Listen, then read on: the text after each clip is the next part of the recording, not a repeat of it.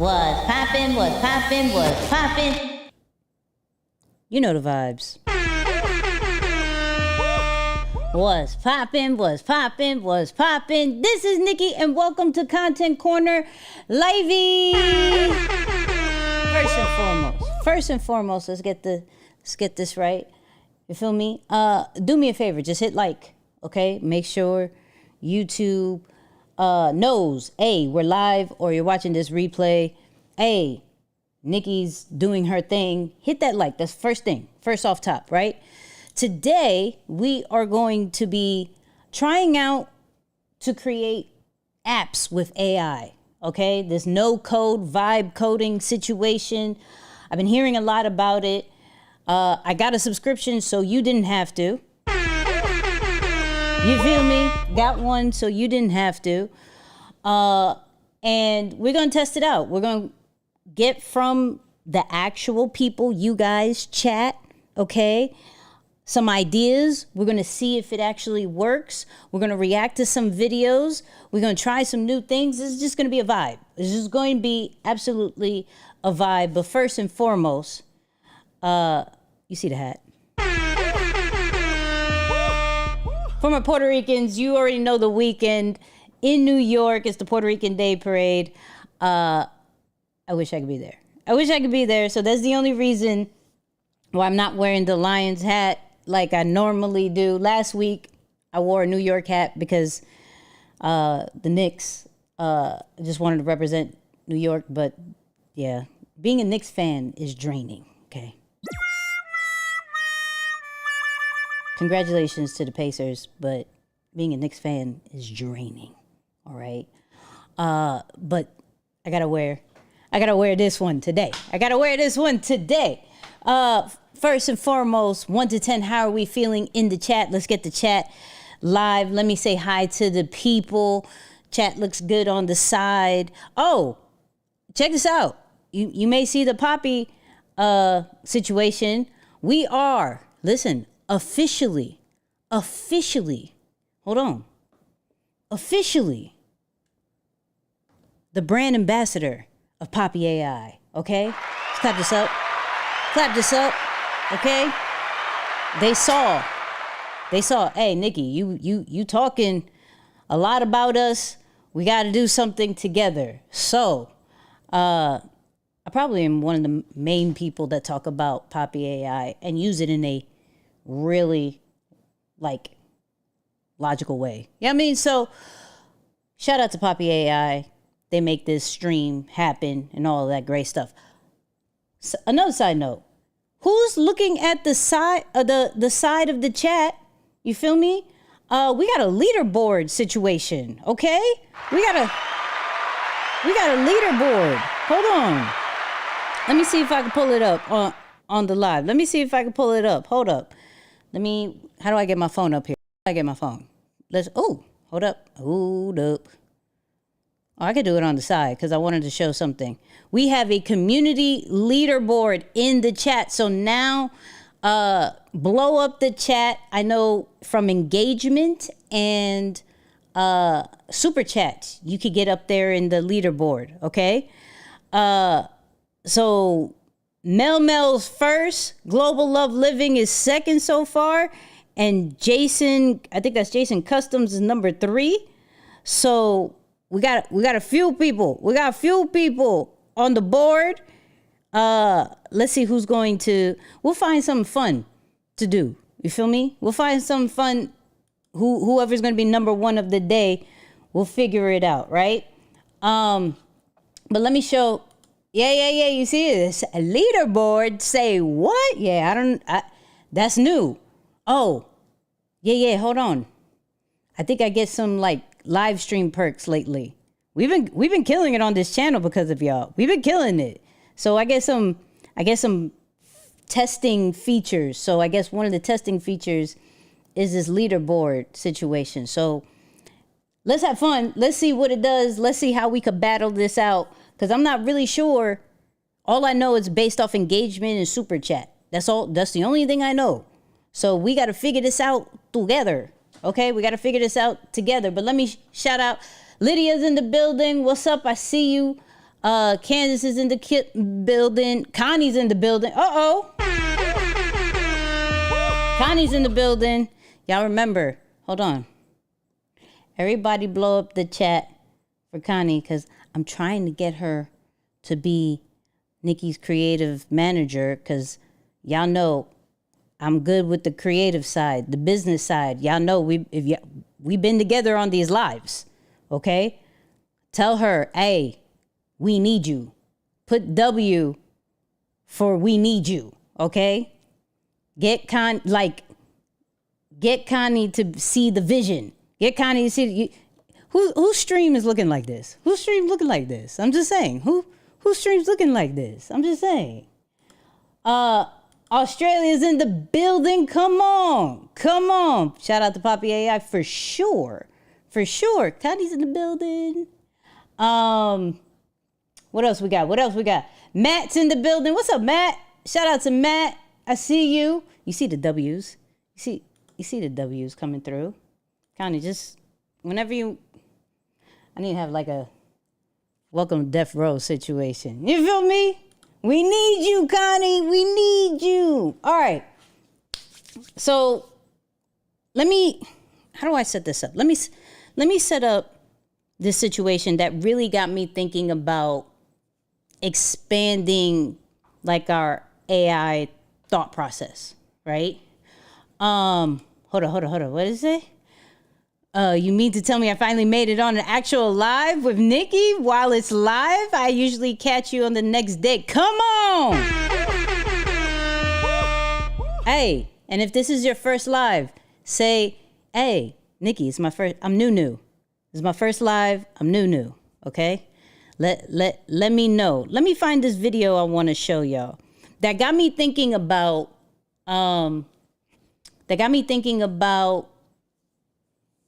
looking at AI, not just from we're still going to concentrate on the content part, but from a branding standpoint, how can it help us create different products?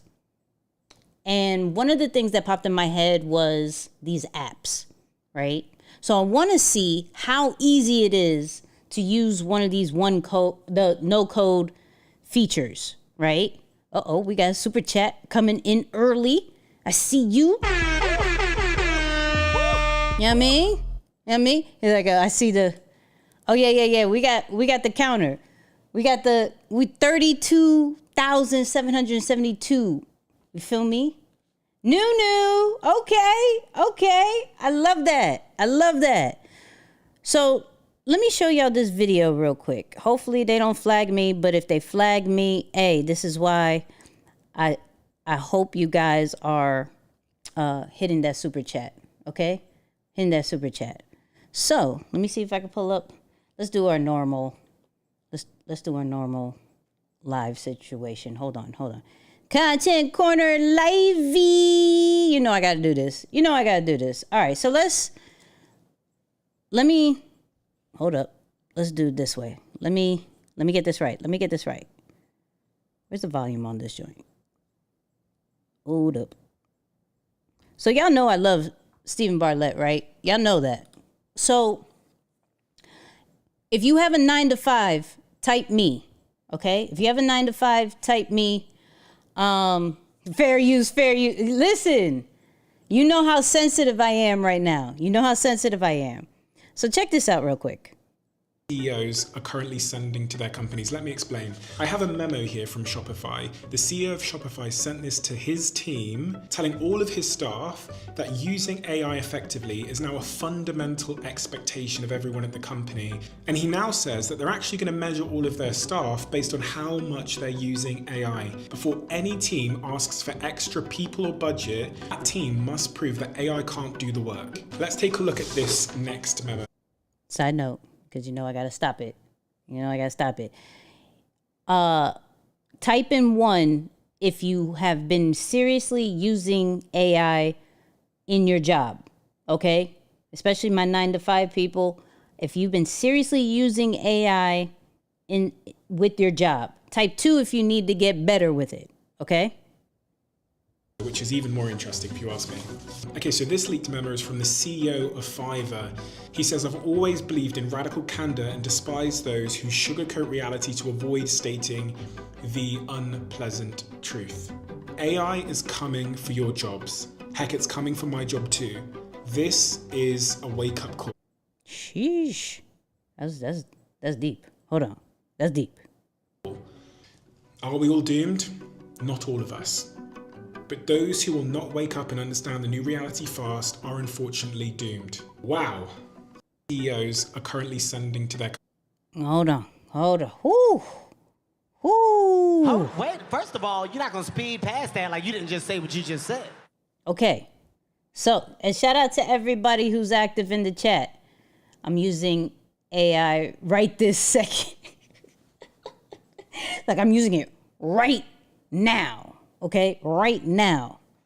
So this got me really thinking. And granted, shout out to everybody who is subscribed to the channel, been following the content and everything like that. Because I've been on this whole, how do we integrate AI with what we're doing? Not necessarily completely be replaced by AI, but how do we add value to our name based off what we do with AI? And so I've been hearing a lot about this situation, which is Lovable, okay? Lovable is one of those apps that allows you just to put in a prompt and it creates something amazing, okay? And so I'm looking at the different examples. I mean, everything from websites to dashboards. And I know for sure we've been hearing, yo, you don't need a 3,000, 5,000, 10,000 web designer. AI is here, right? So it could do websites. Let me see what else it could do. Hold on. It had a websites, internal tools, personal, consumer apps, B2B apps, prototypes, all of these different things. So let's see this website one. This is kind of pretty. And that's it. That's all we got. Oh no, there's more. There's more. And supposedly this is all through a prompt. You could do whatever you want with this, right? So I want to see how easy this is. Okay. So I want to go and I want to have a conversation with chat saying, hey, what can we create? Very simple app that we could create based off some of the conversations that we've had and see how this goes. So if you've ever tried one of these, because they have Lovable, they have Replit, they have Cursor, they have all these different no-code app builders. But are they any good? And how expensive are they? I paid, I think, like $25 to use this for this live. So that's why it's important to hit that super chat. I get to try it because of you guys. But I want to see how good this is from a branding standpoint. Is this something like if I create it, can I use it as a product to monetize my brand, right? Not just like, what's really cool to create situation. So this is what we're going to do. Let me get chat up and running real quick. I wonder if I can get the regular chat. Let's see if we can play with the regular chat. So screen share. Give me a second. Let's do ChatGPT. Got chat right here. Cool. Let me get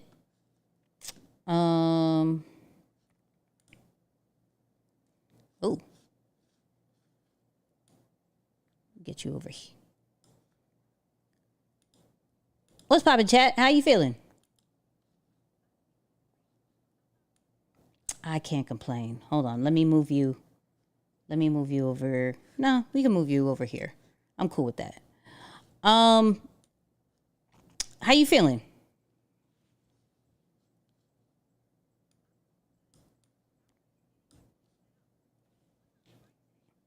So I want to try Lovable, right? But I need a app idea based off some of our conversation, but like a very simple one that we can try. Whether it's like a content idea generator of some, like, give me some ideas based off what we've talked about in our conversations that would make a really good app.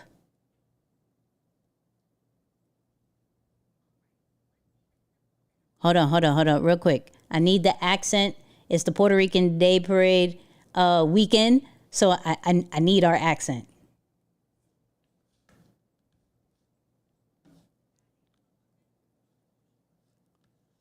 Oh, you can't hear? Oh, wait. Hold on. Can you hear it now? Chat, talk real quick.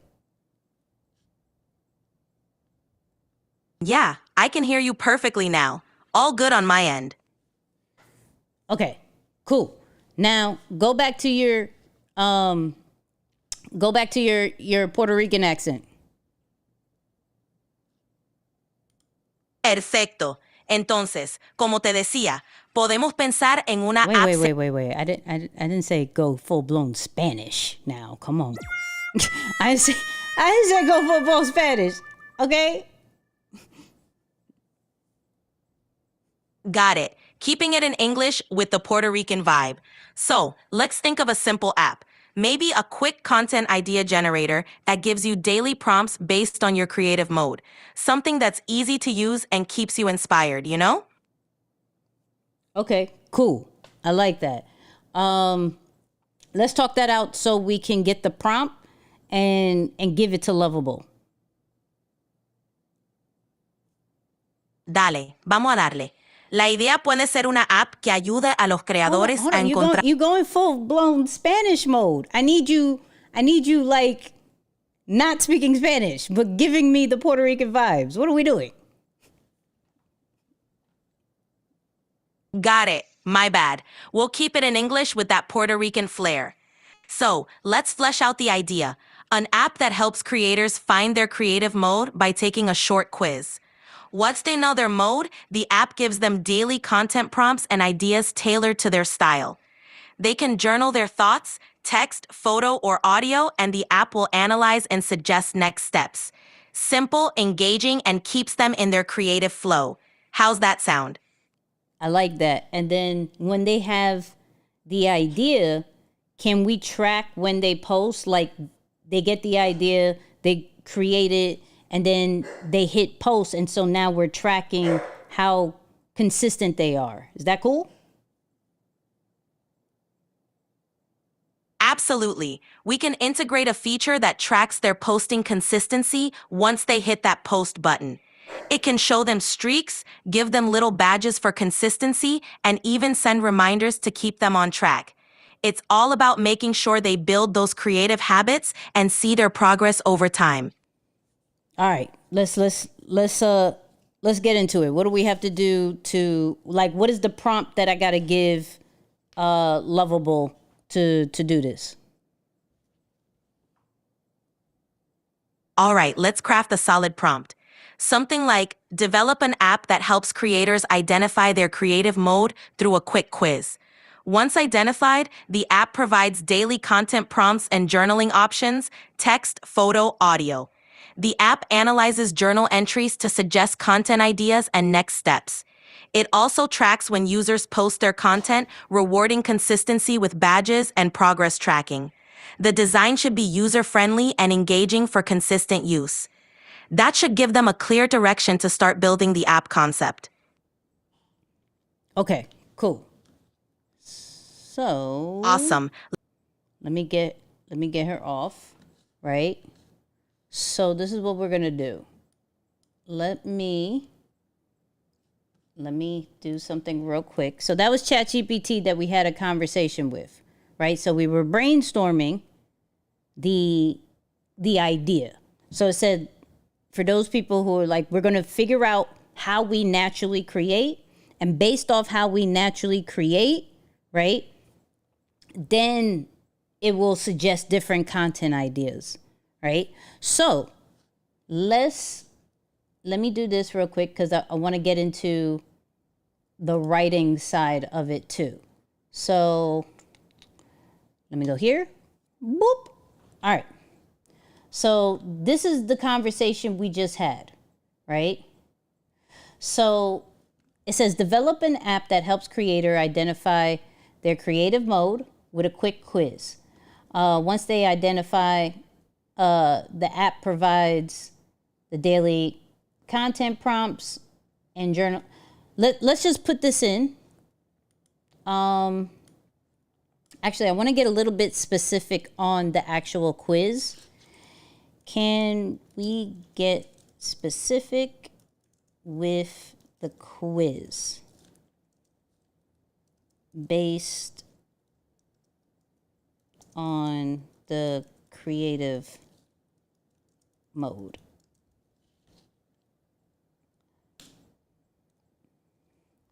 So, oh yeah, doom. I like that.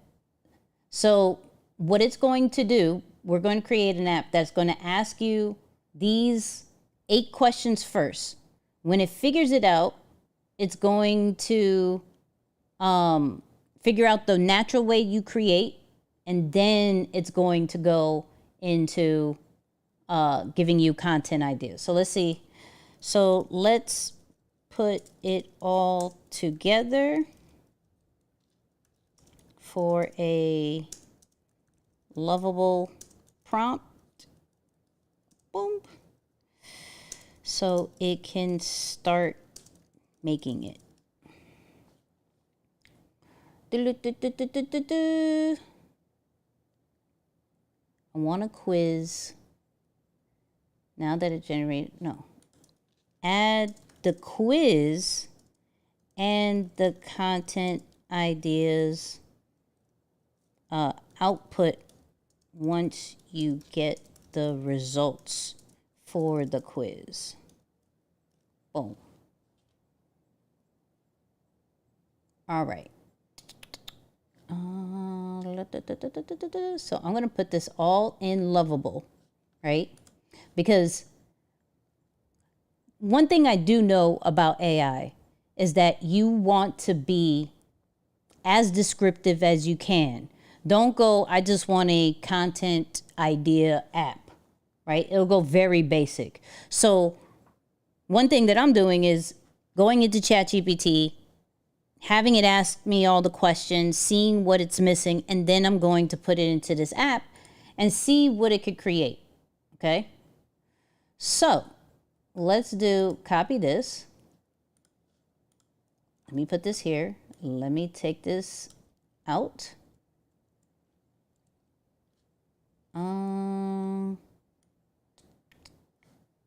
Let's take this out. Creative mode, quiz, find. All right. Let's see if this works. Go. All right. This is what it's looking like. So it takes your prompt from ChatGPT and it starts working. So it's spinning up a preview. Okay. I want to see what you describe. Sounds like an amazing personality quiz. I can see how this would help creators find their authentic voice and stop forcing content that doesn't match their natural style. Let me build a creative mode quiz for you from start to finish. We'll make it interactive, visually appealing, and capture the fun, real vibe you're going for. I'm with this. You know what I mean? Sounds complicated. Nah, listen. And let me get this out of here. Hold on, my mom texts. Let's see what mommy said. Everybody say hi to moms. She said the voice is more white. Sorry for ChatGPT. I'm sorry. Side note, they don't pay me, but I don't know if y'all have Gorilla Mind, the energy drink, but this is so good. So good. So good. Come on, Janita, with the super sticker. Come on. Let's go. Oh, wait. It's already done. Wow, that's quick. Hold up. I was planning on talking to y'all. Hold on. Creative mode quiz. Oh, wow, this is kind of fire. Can I move me? Let me move me a little bit down. Boom. Yo, creators move different. Each teach, talk, some write, some got their eye. Let's take a quiz to find out your creative mode so you can stop forcing content that don't fit. Now, we're going to keep it very simple, okay? Not going to make it look all flashy. I just want to see how simple and how easy this situation is, okay? So find my flow, all right? When an idea hits, what do you do first? Break into steps and examples. Absolutely not. Record a voice note or talk it out. Record a voice note. How do people usually describe your content? So helpful. You always explain things well. You're so real. I felt that. Whew, the way you worded that hit me. You always know what to share. I feel like I've gotten all these comments, so I don't know. Sheesh, this one's hard. I want to say helpful. Is it fair to say helpful? Can I say helpful? I think it's helpful. We're gonna try that. What do you hate being told to do with your content? What do you hate being told to do with your content? Just wing it. I hate that. You should write more. Get on video. You need to create original content only. I would say wing it. I don't want to wing it anymore. What's your favorite type of post to make? A reel where I speak my truth. I would say that. When you're stuck, what helps you get back to the flow? Teaching someone else, talking it through with someone or at a mic, writing until the ideas come out, scrolling, dope content for inspo. Nah, that's doom scrolling. That's horrible. That's horrible. I say talking it through. What content is best? Your content is best when it's actionable, clear, raw, and emotional, thoughtful, visually inspiring. I say actionable and clear. You low-key wish people saw you as low-key? Low-key. I would say between these two. The voice of the culture. I'm going to go to the voice of the culture. Your creative superpower. Make complex things simple, that is. Expressing passion through your voice. Okay. Saying the perfect thing at the perfect time. Absolutely not. Knowing what's hot and putting people on. So, damn, this is hard. Okay, I'm going to do with that. Okay, so I'm a guide. Okay, I like that. You created best when you structure your content. So it breaks down the content formats. Carousels, how-to reels, YouTube tutorials. Best. I like that. Starter prompts, 3 steps that help people go from blank to blank. This is okay, lovable. We could create a quiz. Now, I want after this to start generating ideas based off their audience. So, how about we do this? All right. Because I want to best describe that. So I'm going to take a screenshot right here. Boop. And I'm going to go into ChatGPT. Boom. I remember we couldn't do voice. Let me see if it'll let me. So let me see if it'll let me. Okay. So right here in my ChatGPT, I put a screenshot of it. So let me see if it'll let me. No, it doesn't, because I'm sharing my screen. Okay. So this is what I'm going to do. Okay. So I gave you a screenshot of after the quiz what it creates. But I want to, after the results, it give me different content ideas based off the content format is suggested and the platform that it suggests. But I want there to be a prompt that asks what type of audience that I'm talking to. So I need the proper prompt to give me that.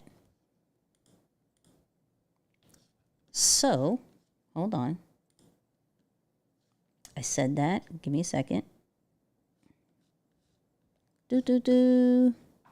So as you can see, It's doing its thing. I'm gonna make it bigger. I'm gonna make it bigger. So it created 2 different feedbacks. I don't know which one I like better. I'm gonna pick the longer one for that. Okay. So that means, boop. And shout out to the people. I refuse to go into my voice notes. Wait, why? Wait. I have a 10,000 voice notes. They're full of ideas and I don't want to lose. I need an app that listens to all my voice notes, writes it down. Oh, we can figure that out. You know what I mean? We can figure that out. All right? So, real quick. Is this it? Let me see if I could refresh. All right. So I think this is, the user has finished the creative mode. The goals to ask quick follow-up. All right. So let's see. Paste everything into Lovable. Cool. All right.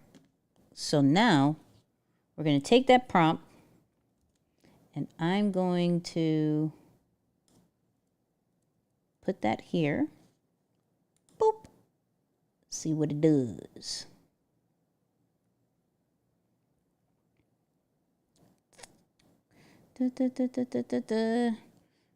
This is actually really easy. Like, for the simple fact that we've only been on live for 30 some minutes and we just started probably, I don't know, 10, 15. This is really easy. And to think about it, wait, I hate when it makes me choose. I usually like both. So I pick the one that looks more detailed. 1 to 10 so far, the process, right? So far the process, what do you think about this? 1 being like, nah, Lovable sucks. 10 being like, this has major potential. Not that it's super fire just yet, but like super potential. You feel what I'm saying? Oh, wait. It says build unsuccessful. Why build unsuccessful? Hold up. We got a problem. Houston, we got a problem. Build unsuccessful. Try to fix. Let's see. Let's see how. I need to try to fix. I like how it gets an error and then it tries to fix it. Because if not, we got enough AI tools to figure this out. But I'm showing you this process for the simple fact of how to take some of your ideas and actually make it into a prototype to see if you like it. So the cool thing about, let's say, ChatGPT and any of these AI things is that, 1, it allows you to brainstorm. With ChatGPT's image generator, you can take those ideas and now see it as far as in an image. But now with these no-code tools, you can now see a prototype of it in real life. And so I think that's kind of fire. So it says it fixes it. Oh, we got to do it all over again? Okay, so let's do it all over again. Boom. When your idea hits voice notes. So helpful. Wing it. Real. Talk it out. Actual. That. Okay.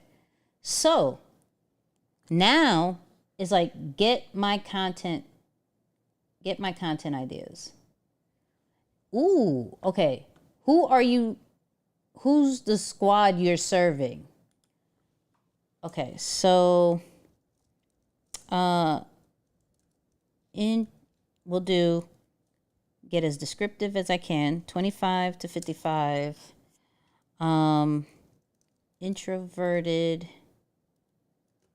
and overlooked creators trying to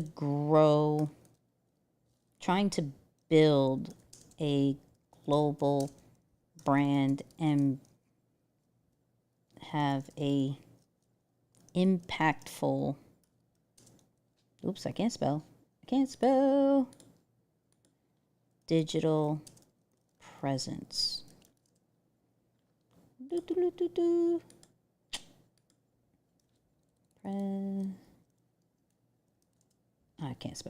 can't spell. They know what I mean. Jesus. Okay. Ooh. Okay. Here's my content ideas. They gave me carousels. They gave me YouTube tutorials, how-to reels. Next move, pick one idea that makes you go, oh, snap, that's good. Draft it up with your natural flow, post it, and watch people connect with you at reel. So some of the ideas, 3 ways to help 25 to 55 introverted, overlooked creators trying to build a global brand without burnout. Okay. So they literally give you the whole, damn, no one's going to say, hey, 25 to 55. Nah, that's not going to happen. So I would say let's put after it gives content ideas, create a posting tracker that every time they get an idea and they actually post it, it's gamified and tracked. Boom. This is really simple. This is really, really simple. Mook, I see you in the building. Hold on. First off, shout out to the over 100 people watching. You know what I mean? This reminds me of Replit. Yeah, so this is one of those no-code app builders. So Replit's one, Cursor's one, this one's Lovable. There's some other ones. I liked Lovable, and for the idea that I had, I figured this was the easiest one because I'm realizing not all of them are user-friendly or beginner-friendly. Like, I know nothing about coding. I know absolutely nothing about coding. So this made me feel like I'm on top of the world. You feel me? So, peep game. So it tells you exactly. I added a gamified posting tracker that includes gamified features, tracking features, user flow. All right, so let's try it. So we're going to do this real quick again.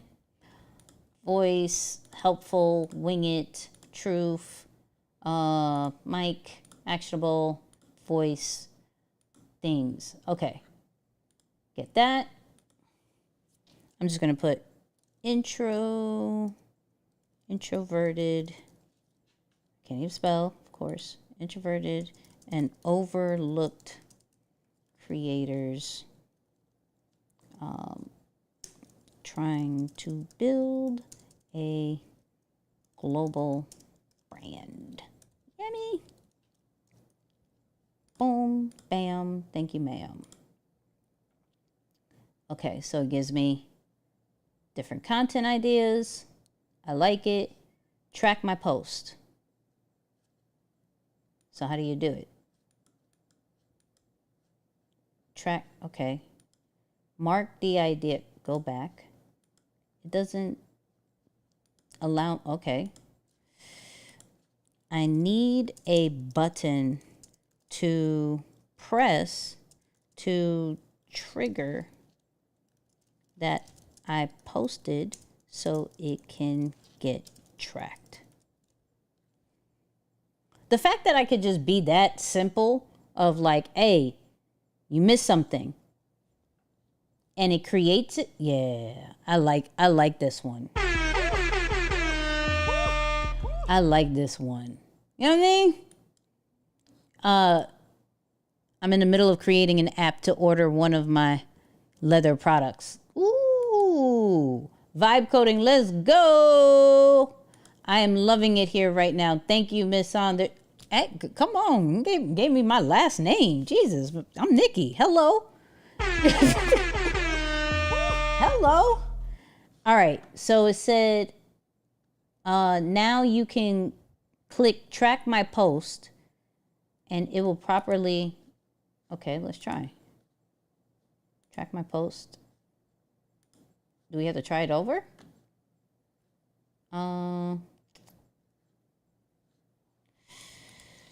Do I have to restart to see that?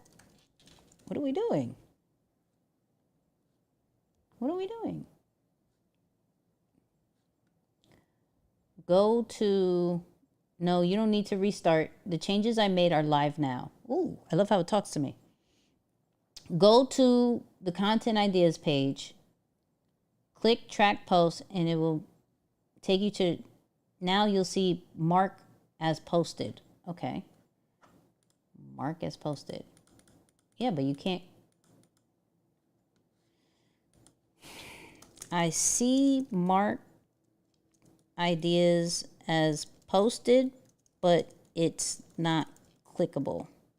Clickable. It's like having your own developer. Oh, we about to make something really dope.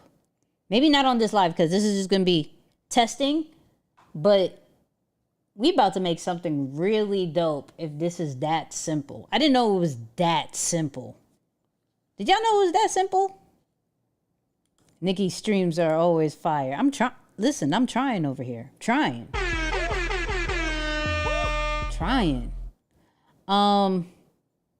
Willie, they're asking about what products you got. They got what products you got. Come on. So type in me. Uh-oh. Here we go. Type in me if you're going to try this. I got let me give y'all, the link is in the description, but let me put it in the chat for you guys. Wait, I fixed the marked as post issues, added debug logs, improved the layout. Okay, back to ideas. Mark track posts. Wait, so we have to do it over? Okay, let's start over. Boom.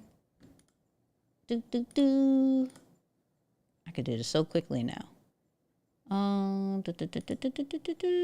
Let's do talking to somebody out, actionable, first, complex, content ideas. I'm just going to put introverted creators. Let's just put that. Okay. Track post. No content ideas found. When I hit track post, it says no content ideas found. Go back, generate. I did. Look at y'all. Come on. Look at that. Y'all like, yep. I love your live contents too. Thank you. I appreciate that. Yeah, this is dope. Thank you for allowing me to be a geek in real life. You know what I mean? Thank you for allowing me to be a geek in real life. Now, when you click track post, it will probably pass. Okay. So boom. Track post, it doesn't do it.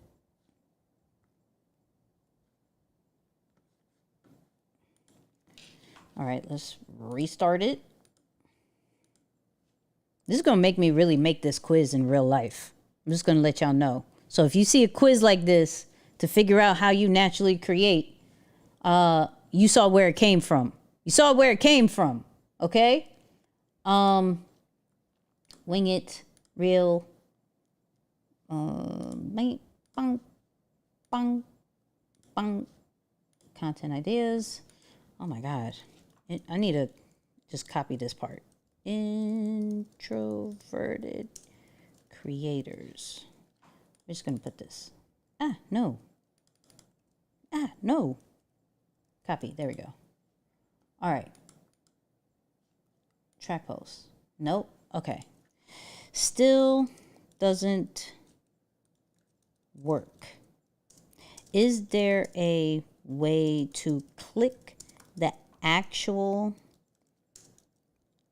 idea that is generated, come up with a draft for it, and then a button that indicates that you posted for today and there is a tracker for it. Boom. I really like this.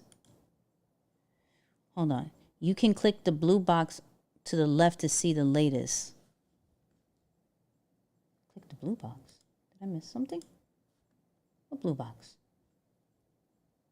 Did I miss? What you talking about, Wiz? What you talking about? Thank you for trusting us enough to be yourself. Thank you. Just use the mic. Where's the mic? I don't see the mic on the. Yeah, I don't see the mic for Lovable. I can use the mic on ChatGPT, but not Lovable. Nicky, I need that shirt. Listen, we testing this out. Should we come out with this shirt? We're testing this out. It's good. It's good quality, but I'm being honest with you. This merch situation has been a journey. Okay? Has been a journey. We sold out of the hats. Easy. We're getting more hats. But the rest of the stuff has been a journey. I think we finally found the solution. We just got to get some things sorted. But yeah.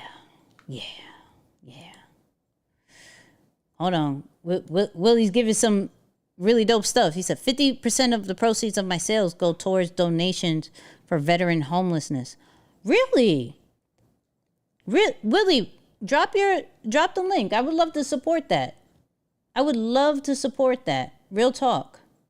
No, where's my coffee cup? Wait, can I get a t-shirt out first? Wait. I don't even drink coffee. You feel me? Okay, let's see what it says. All right. So, perfect. Now you can click on the content idea to generate a customized draft, then mark it as posted. Ooh. Create draft. Oh, wow. 3 ways to help introverted creators without burnout. Slide 1, the problem most introverted creators face. Why? Oh, so it gives you the foundation. And then mark posted today. Track my posts. I like it. But it doesn't. Okay. Let's do this. Mark posted today. So, any non-techie AI roles out there? I was like, what you mean? Because I promise you, I'm trying not to be as techie as I can. I'm typing. I'm also glad I found you. Oh, thank you. Oh, in the chat. Oh, wait, I want to share something real quick. Real quick, right? So, let me see if somebody did it. I don't know if y'all know. I got this QR code. Plus, there's a link in the chat. If you want to ask me any question about what we're doing, or you got questions about your content, your brand, whatever, you can ask that, and we show it on the live. So, actually, let me pull that up real quick, because somebody did that from the last live, and I'm gonna show you. So, people who did the replay, hold up, let me make this tall. Check this out. This is why I like this. Check this out. Hey, Nikki, thank you for the live. I think AI is going to accelerate creativity rather than diminish it in any type of way. If you think about all the years that you have to pour into learning certain crafts, let's say coding, for example, AI is going to take ideas and people's imagination and remove some of the implementation barriers from that so that they can get their ideas expressed more quickly. And so I'm really excited about what we have coming. Come on, shout out to Donald. This is so timely. I didn't even know he said that fully. I just saw that he dropped a message. The fact that we're doing this coding thing and taking the idea, yeah, come on, Donald. Hopefully you watch this replay, and I appreciate you. Somebody asked, do you think we're approaching an era of complete global mistrust? It feels like everything is heading that way. Soon, no one will be able to tell the difference between truth and lies. I know this will mostly impact average consumers rather than those who understand AI and can recognize it. Let me get my chat up. Hold on. Because we got to do the poll. Last week, I was messing up on the polls. So, we got to do the poll. So, let me put, is AI creating mistrust? A global mistrust.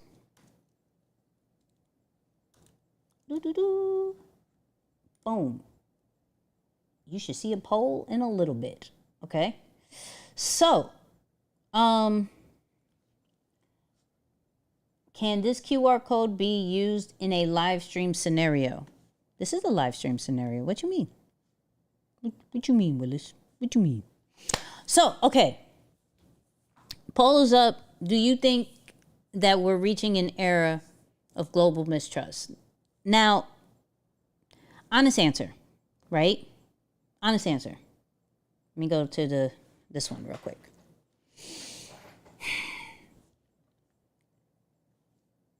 We have been relying on media to give us our truth for a while, right? There's a lot of things that if you are a deep thinker, you'll be questioning a lot of things that you see already, that you read already, right? Who are we to say that everything on the internet is real when we've been told multiple times that's not true, right? A lot of things that is being said is perspective based, sometimes not really facts. So do I believe that we're going into global mistrust because of AI? No, I don't think that. I do believe that we do have to get a little bit sharper to see what works, what doesn't, what's real and what's not. We have to do some of our own research, right? We have to double check. Like even for me, I will check 2 to 3 different AI tools. I will Google it. I will do all of these different things, right? So if you're not double checking something that you read, something that you saw, it's more shame on you. It really is. But like I said, the person who can control media has huge power around the narrative of what we think. That's not just technology. Like we are steady on our phone scrolling. We're still watching certain news situations. It's a media thing and a technology thing. And it goes more towards us understanding we have to double check certain things, right? That's all I'll say. That's all I'll say. So y'all saying no, boom. All right. So I see some of y'all saying y'all don't see the link. It should be pinned on the chat, but I got y'all because it says on the chat, ask your questions here, but don't worry. I will put it in the chat again. Hold on. Boom. There you go. But this also goes to a thread that I posted too. Let me go here. Shout out to Threads, by the way. I really love Threads. So I posted this today, right?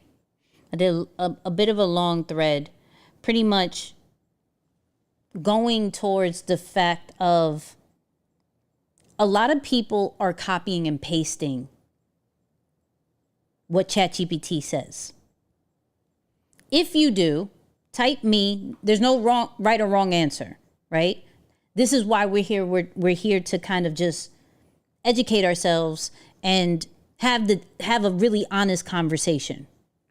But we're seeing a lot of content with the dashes. We're seeing a lot of more content that just seems generic, right?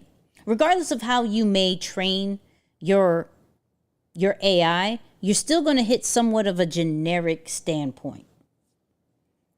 So I put a thread out where the most important thing you want to do is integrate, not copy. Okay? Integrate. Meaning, I will go into, I'll show you a really good example. Let me take this off and then we can get back into Lovable real quick, right? But how many of y'all do like a weekly recap, a monthly recap? Let me know. Like, type in 3 if you do like a monthly recap, weekly recap, right? So a lot of y'all know that I'm big on the whole telling AI my ideas, my thoughts, and allowing it to kind of write out kind of just a plan, content ideas, business ideas, what am I missing, things like that, right? Not on some do this exactly and now I'm just all AI, more of a here's a guide, right? The same way we pay for life coaches and things like that, AI has been an everyday life coach for me. And so I'll show you from my notion of how I do things. So let me see. Can I pull it up from let me see if I can pull it up from my iPad. If I can pull it up from my iPad, that'd be easier. Okay, cool. So, yep. Here we go. This is my Notion, right? I don't know how many of y'all use Notion. Type N if you use Notion. If you don't, I'll give you the link. Hold on. Let me give you the Notion link. because I want y'all to all use Notion. You can use it for free, okay? Notion is free, but this feature that I use is a paid feature, right? So that's my Notion link if y'all want to use Notion. So this is my dashboard that I use every single day. Follow me where I'm going with this. I have, every day I write like a daily journal situation, right? So right here, I use and I can show you. Let me do, boop. So every day I use this AI meeting notes feature. Literally, if I hit confirm consent and start, it literally listens to everything that I say. So all my ideas, I don't necessarily have to type it out if I don't want to. I can just express how I feel. I do this while I'm walking. I do this at the end of the day when I don't necessarily feel like typing or writing anymore. But if I feel like writing, I can put it into Notion as well. I could take a picture. It reads the situation. The reason why I'm sharing this is because this is really good from the idea of, let me just get my ideas out, right? TW, I see you. I'm a talk about Dan Coe's stuff too.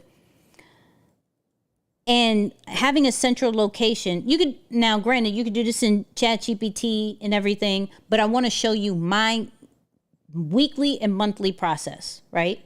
So I would use this. This is just an example, right? So it understands what it says, identifies main topics, finds action items, and it summarizes and everything like that, right? Everything like that. Cool. What I do, let me see if I could, I've been doing this for a little bit. So where is it? Here we go. So this is my monthly recap. So because, as you see, I do this pretty much all the time, I did a monthly recap. This is how I integrate some of the things that I do. And this is being fully transparent, right? It tells me things that I need to be proud of because I'm very hard on myself. It gives me the content and business ideas that stood out from the month, right? Things I need to improve on. What am I not seeing about myself, right? And then next steps for June, right? Now, this is not, and I can go further into it and get step by step, but this is how I allow AI to guide me through my content process, guide me through the things that I'm doing, not full blown, hey, copy and paste things, because that's why we're starting to see very generic content come out, right? But if I can create a plan, a weekly, monthly plan that now that I'm looking on Sundays or Mondays, then it's easier to understand what I'm supposed to be creating. Then I can go see one of those ideas and talk to, let's say, ChatGPT. Hey, let's brainstorm this idea. Let's brainstorm, like just like how we talked earlier, let's brainstorm an app idea. Cool. The reason why ChatGPT knows so much about me is because I journal every single day. I write down, I say my thoughts, and then we have a conversation. So it's never about just copying and pasting, because now we're allowing ChatGPT to think for us, where we are in a world that our perspective is even more powerful. that our side of things, our life experiences have been added, like the value has increased because everybody and their mamas is putting out generic ChatGPT posts. You feel what I'm saying? And it's good to start. This is what I'll say. It's good when you're giving an idea and it gives you a content post. If you need to just work on getting consistent, if you need to build momentum because you weren't creating anything at all, cool. Absolutely cool. But if you already have momentum, then let's put our perspective back in. Good example, super good example. Not to be toxic, and really not, but I want to show this, right? Who has been following the Diddy situation? Who's been following the Diddy situation? Right? Type in me. Let me show you. Hold on. Where's Hold up. Let me see if I can find her. What's the girl's name from Breakfast Club? The actual reporter, not Jess. Man, what's her name? I followed her recently, but I can't remember her name. Hold on, let me pull up my phone, see if I can find her.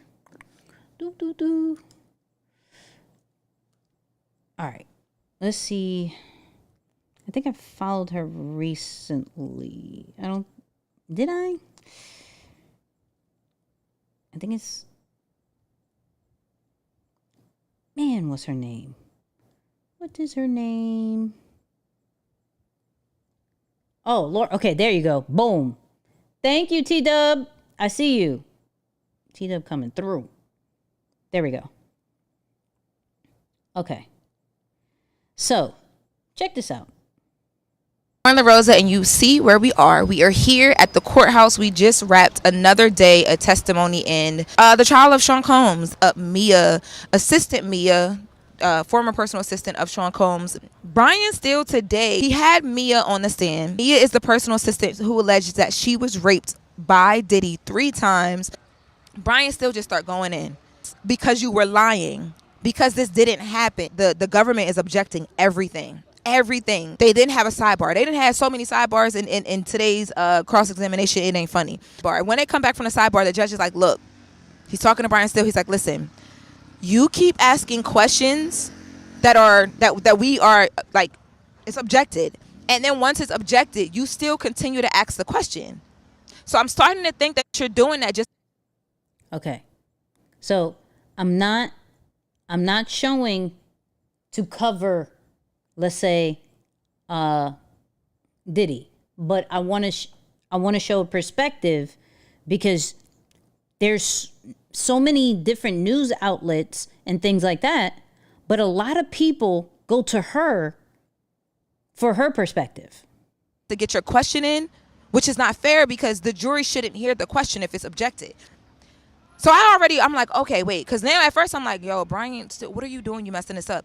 And then as that's happening, and then when a judge comes and says that, I'm like, oh, a lot of what we're having conversation about is about how people felt and what they experienced. Because like when a Cassie was on the stand, right, and she talked about, she was scared and she was being forced to do these things allegedly because she thought she'd be physically abused. You then have. Okay, you get the point. It said full video on. Oh, she has a YouTube channel? I didn't even know she had a YouTube channel. You know what I mean? Why are we listening to this? Listen, I'm not sharing this from the standpoint of covering Diddy. Like I said, I'm sharing this from the standpoint of people watch her. Hold on. I don't know what's going on. Why am I, there we go. People watch her for her perspective. They could get the information from ChatGPT. They could get the information from Perplexity. They could get the information from other news outlets. But it's I'm showing her to share that your perspective is still very needed. Because that's not to say her side is completely correct. That's not to say her side is full of a professional standpoint. It's just her side of things. And there's a lot of people. There's another person that I followed real quick, and I'm not going to play the whole thing, but like, I just stepped out of the court.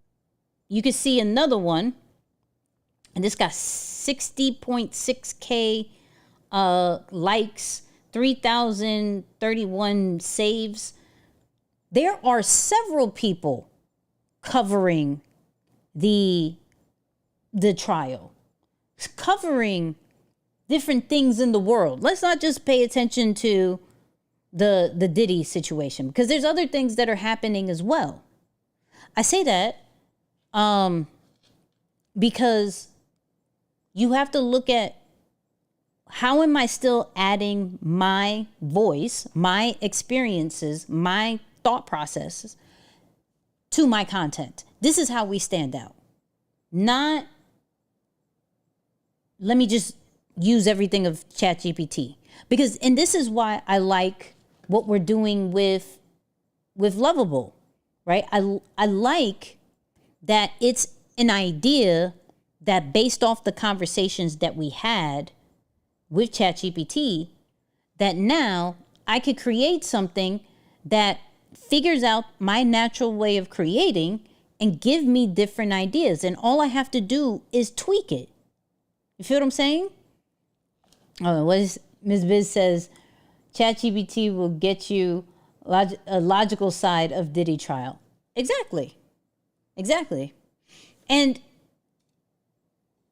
we have to, more now than ever, I mean, seriously, more now than ever, we are looking for relatable content.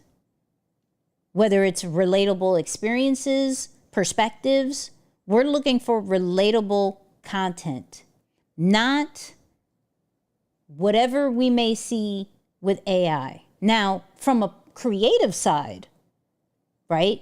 We've seen the VO3 stuff. We've seen Sora. We've seen the ChatGPT images, and those are fire. And people who are creating different stories from it, fire. We saw the AI Bible situation, fire. Somebody sent me something recently. Let me see. I think, where is it? Let me see. I think Connie sent it to me and Aaron sent it to me. Check this out. David here, about to yeet this little stone at Goliath and see what happens. Okay, so I told y'all to trust the process, but no, y'all wanted to stay in Egypt stacking bricks. Yo, it's Shadrach. This random dude just showed up. It's getting lit in here. I got the horses in the back. Horse tack is attached. Hat is matte black. Got the boots that's black to match. You know I'm a daddy's boy. He's got me in this Technicolor drip. Brother's so jelly right now. They're looking a little sus. These Philistines thought they could flex on me. First off, the fact that they're using this lingo is hilarious. Apologize to God, the sailors, and this whale. Sorry, dude. Good, fam. I think she showed me this one too. Yo, it's Jonah. So God literally told me to go to Nineveh, and I said, nope, booked a ship to Tarshish instead. Let's see how that works out. All right, guys, got my ticket to Tarshish. Cheaper than therapy. Just gotta stay under God's radar for a bit. Okay, not gonna lie, I think the radar picked me up. Wind's crazy, ship's shaking, and I'm starting to think God's not thrilled about this trip. Okay, guys, quick update. I'm the reason for the storm. They voted, I lost, and apparently the solution is... All right, not dead. Just got swallowed by something. Smells like a wet camel in here. Okay, yeah, I deserve this. I ran, I got swallowed, and now... But this, first off, wild, right? Wild. But second, that takes storytelling. You feel what I'm saying? That takes storytelling. Wait, I've totally missed this. Hold on. Super sticker! Shout out to the fiance. Everybody say hi to her. Come on. Come on. I appreciate you, boo. Thank you. But that, even that, AI generated. Absolutely. But AI generated that still needed storyboard. That still needed storytelling. That still needed the visuals from a human being. The same way that we saw Stephen Bartlett talk earlier with companies are looking to see how much you use AI. That's exactly that's what they're talking about. How creative can you get with AI? What apps can you create with AI? What systems can you figure out and automate with AI? So this is why whatever I may find, we're going to try it out. We're going to see if it's worth messing with. I like Lovable. We gonna keep using it. So to go back, to conclude, right? To conclude the Lovable section, right? With just an idea, we have created a quiz that is allowing us to understand our natural way of creating based off some questions that it's going to ask. It gives you the style that you create, the formats that you would create in. It asks you what audience do you have, and then it creates specific content ideas that you could write a draft in. And then we are still working on the tracking of your activity on social media. I think that's fire. I want to try the website situation, if it could really create a website, because let me tell you, can I be honest with y'all? I have gotten burned with websites. Hence why I don't necessarily have one. I have the really dope video ass situation, but I've not had a good experience with figuring out this website thing. So one of these lives, it may be an extra live, I don't know what we'll do, but we'll figure out if this could create websites too. Cause yeah, we gonna need one. Who needs a website? Type one if you need a website. I'm gonna put one myself, right? I'm gonna put one myself once I see some of the ones, cause yeah, this is wild. This is wild.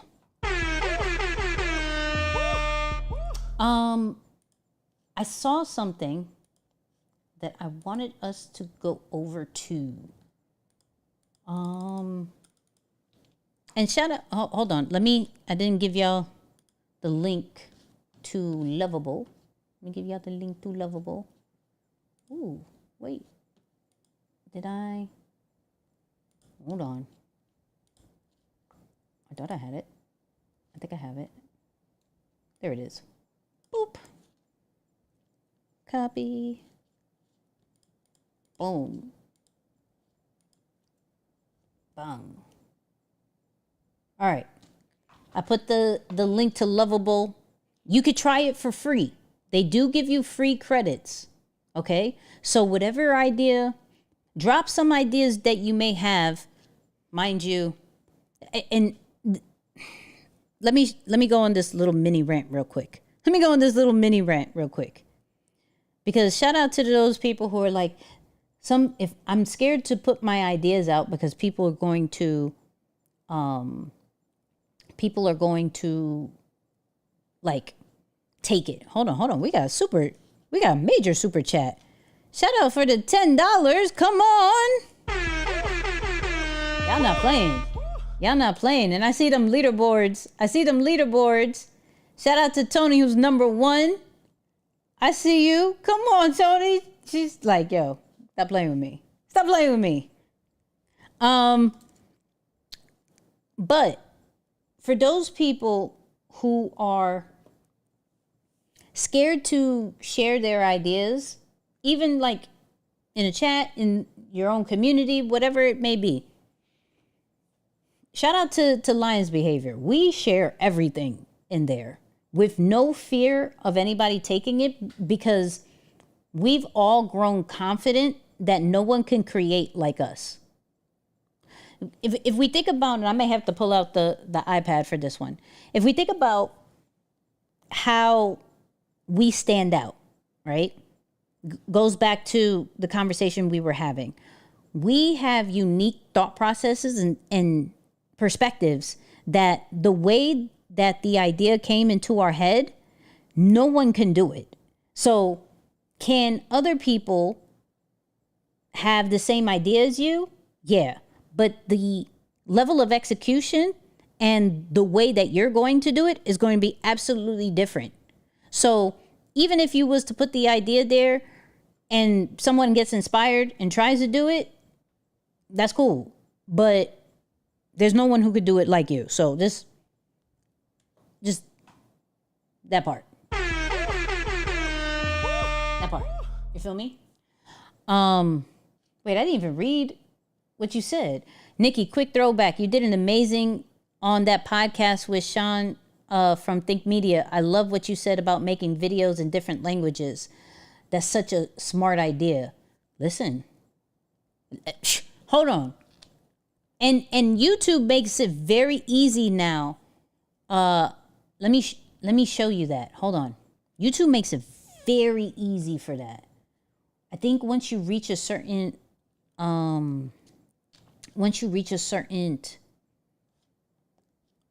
subscriber count. Let me show you something. Hold up.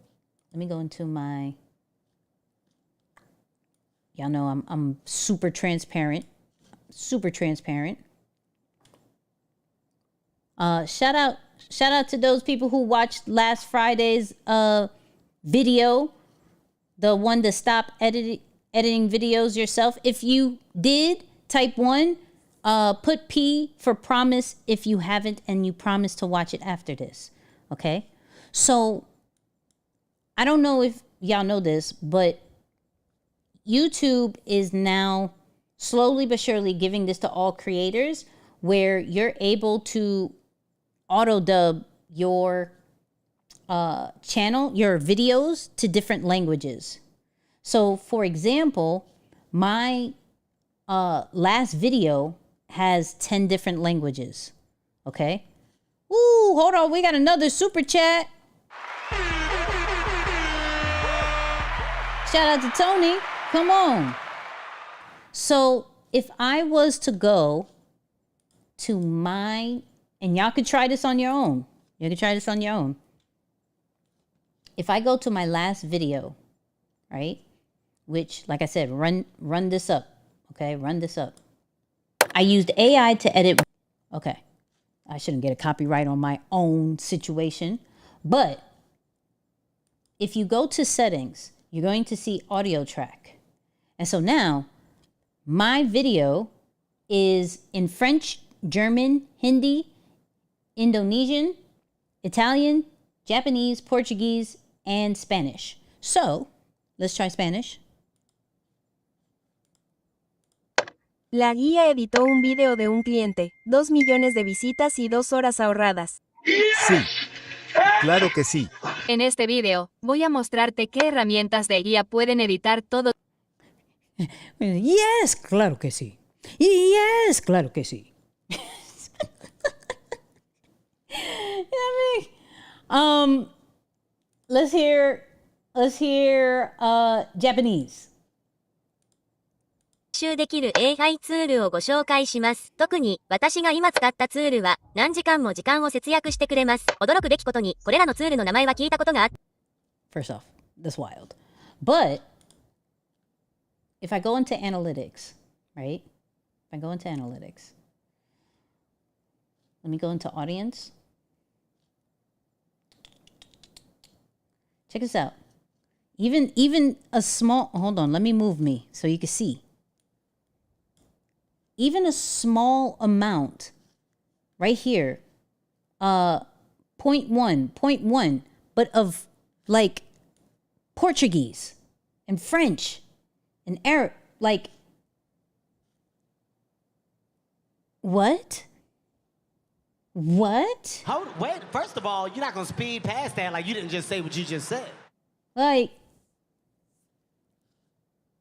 I have no business of talking to anybody in Portuguese or French, but that's still, even though it's 0.1, that means somebody read it, somebody heard it, and that was because of YouTube and because of AI. Hence why I say this is why I'm big on integrating AI with your content. Okay? Because this can now make you go global. And I think, let me see if I can find the actual setting. Where was this? I think this was an advanced setting.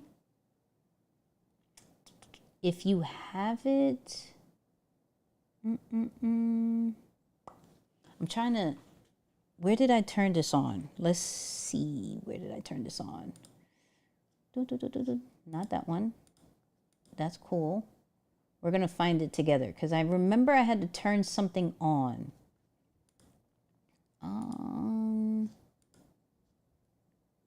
There we go. Okay. So if you go to upload defaults and advanced settings, you're going to see, if you have this feature, you'll see automatic dubbing, and you put allow automatic dubbing. So I can show you, now I don't know if all channels have it. So we could see, let's see if I go to the content corner clips, which shout out to y'all. We are almost at 2,000 subscribers on the channel. Okay, 2,000 because of y'all. So all of these different clips that we have from the lives are going to be on this channel. So if I go into settings, default, see, so because I just started this one, I only have 1,000 subscribers. I don't have that feature. But on the channel that I have that's over 30,000, I have that feature. So anybody who has a YouTube channel, if you want to have YouTube auto dub your videos into different languages, you're going to go into settings, upload defaults, advanced, and see if you have automatic dubbing right here. And you can allow automatic dubbing or manually review it before publishing. For me, I'm not going to manually look at that. I can't speak that language anyways. You feel what I'm saying? I'm not going to speak that language anyway. So yeah. But real quick. I'm so happy about this channel, dog. I'm so like, real quick. If y'all not subscribed to it, please, I just dropped the link. Please subscribe and type in done in the chat when you do.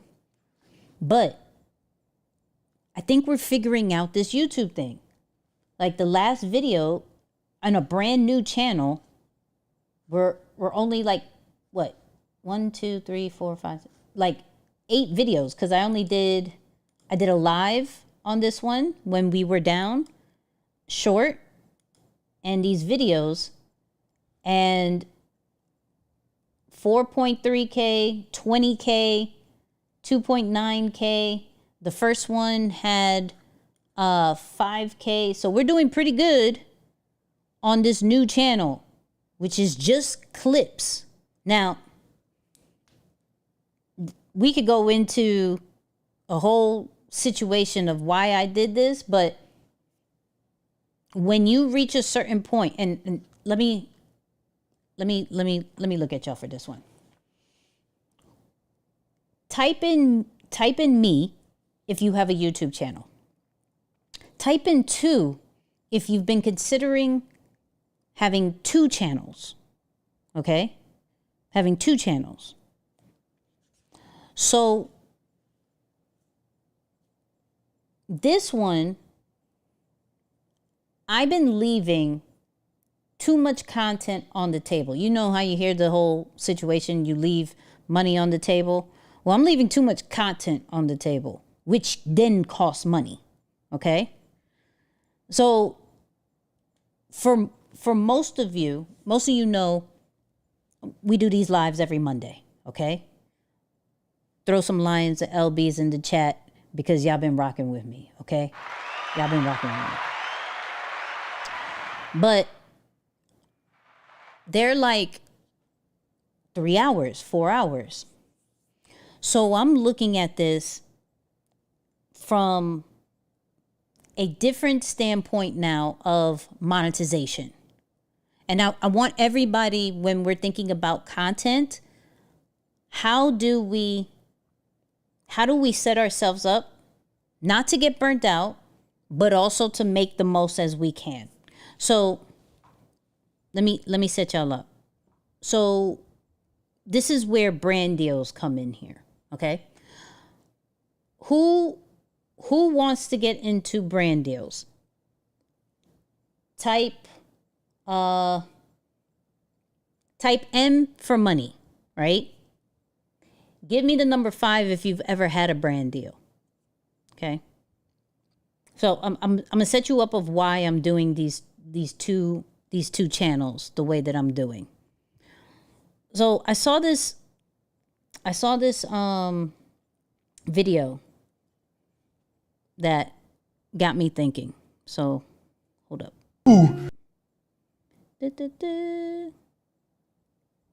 Where is he? This is by Funny Marco. For those people who want to jump into brand deals, listen to this. I put my own money up. I remember I bought a lot of clothes from Fashion Nova, and in the caption, I put branded by Fashion Nova, promoted by Fashion Nova, branded, like, so I made it look like we had a relationship already, and I put that they gave me the clothes and we already was in business. I remember doing that. I'll go through, like, and I'll show y'all that on my page. I don't know if my brother cleaned it up, but look, I remember anything with Shein or anything. So, number one, when I reached out to Fashion Nova, they was already seeing me posting. They was like, who is your agent?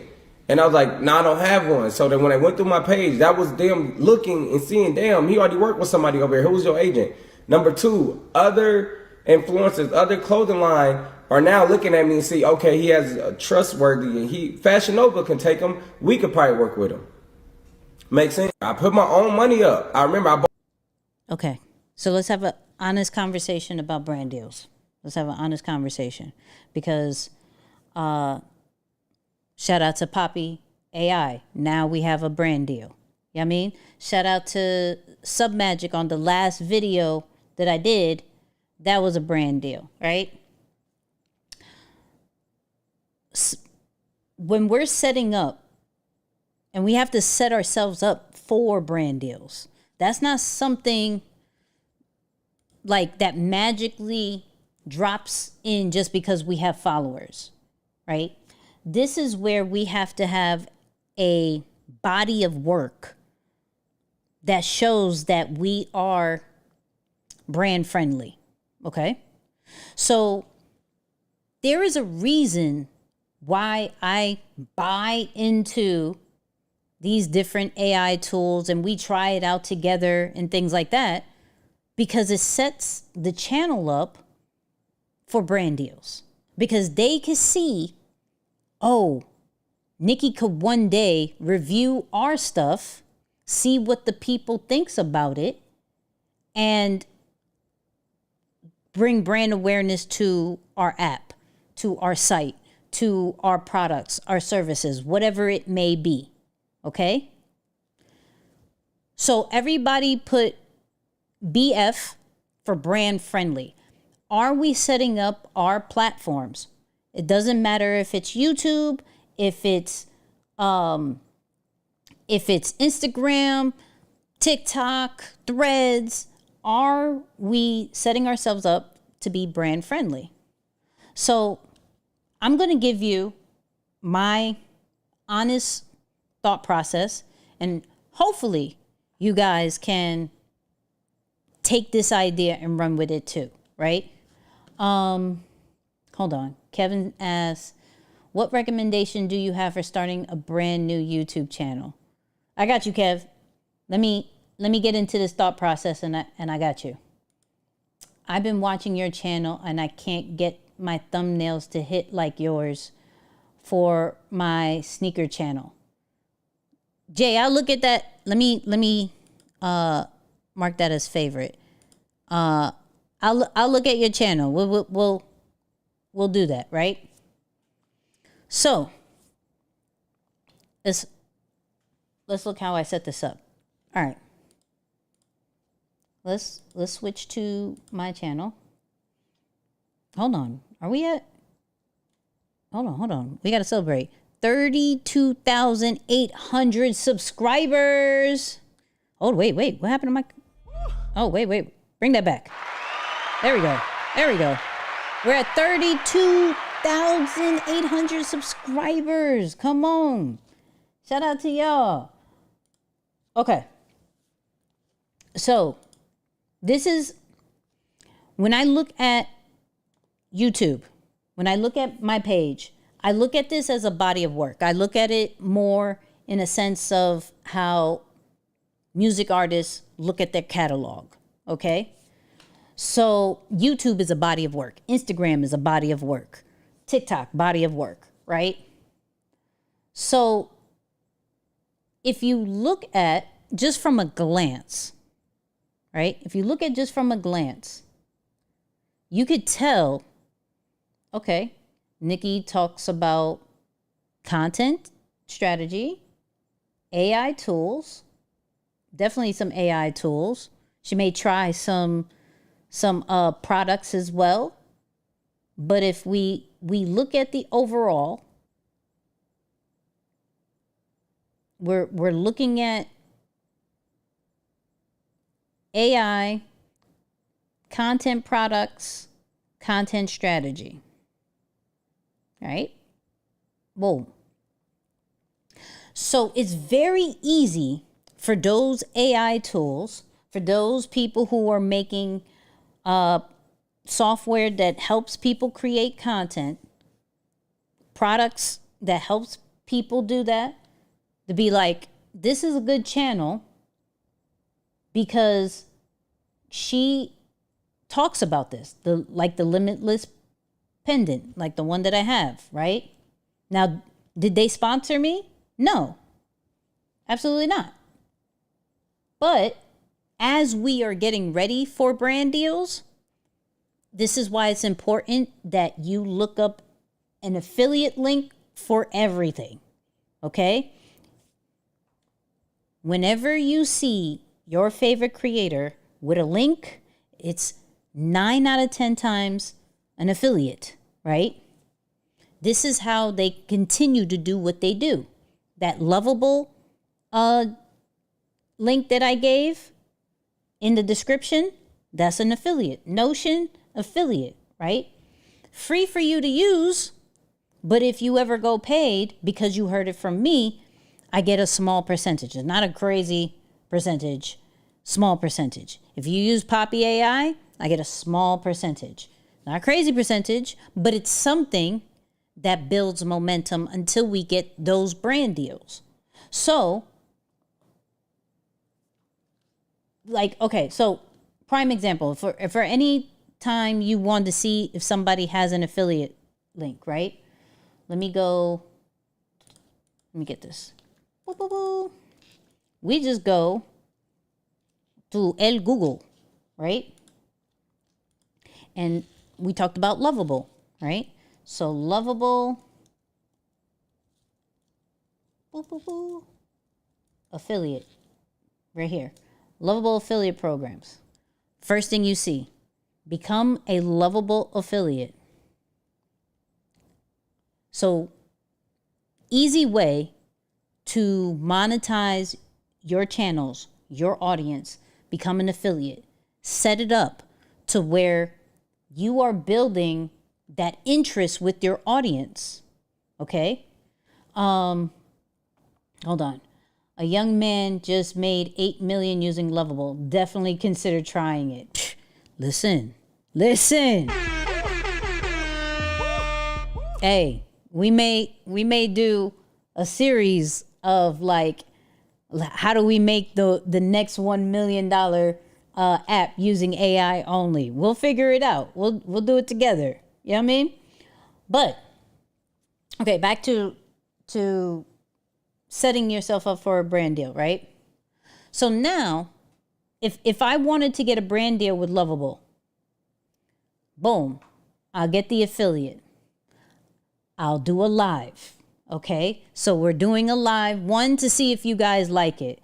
9 out of 10 times when I'm doing these lives and I'm testing out these AI tools, first I want to see if you like it, because I'm not going to promote anything that you don't like, period. And this is what you guys have to do as well when you are getting set up to sell things to your audience, right?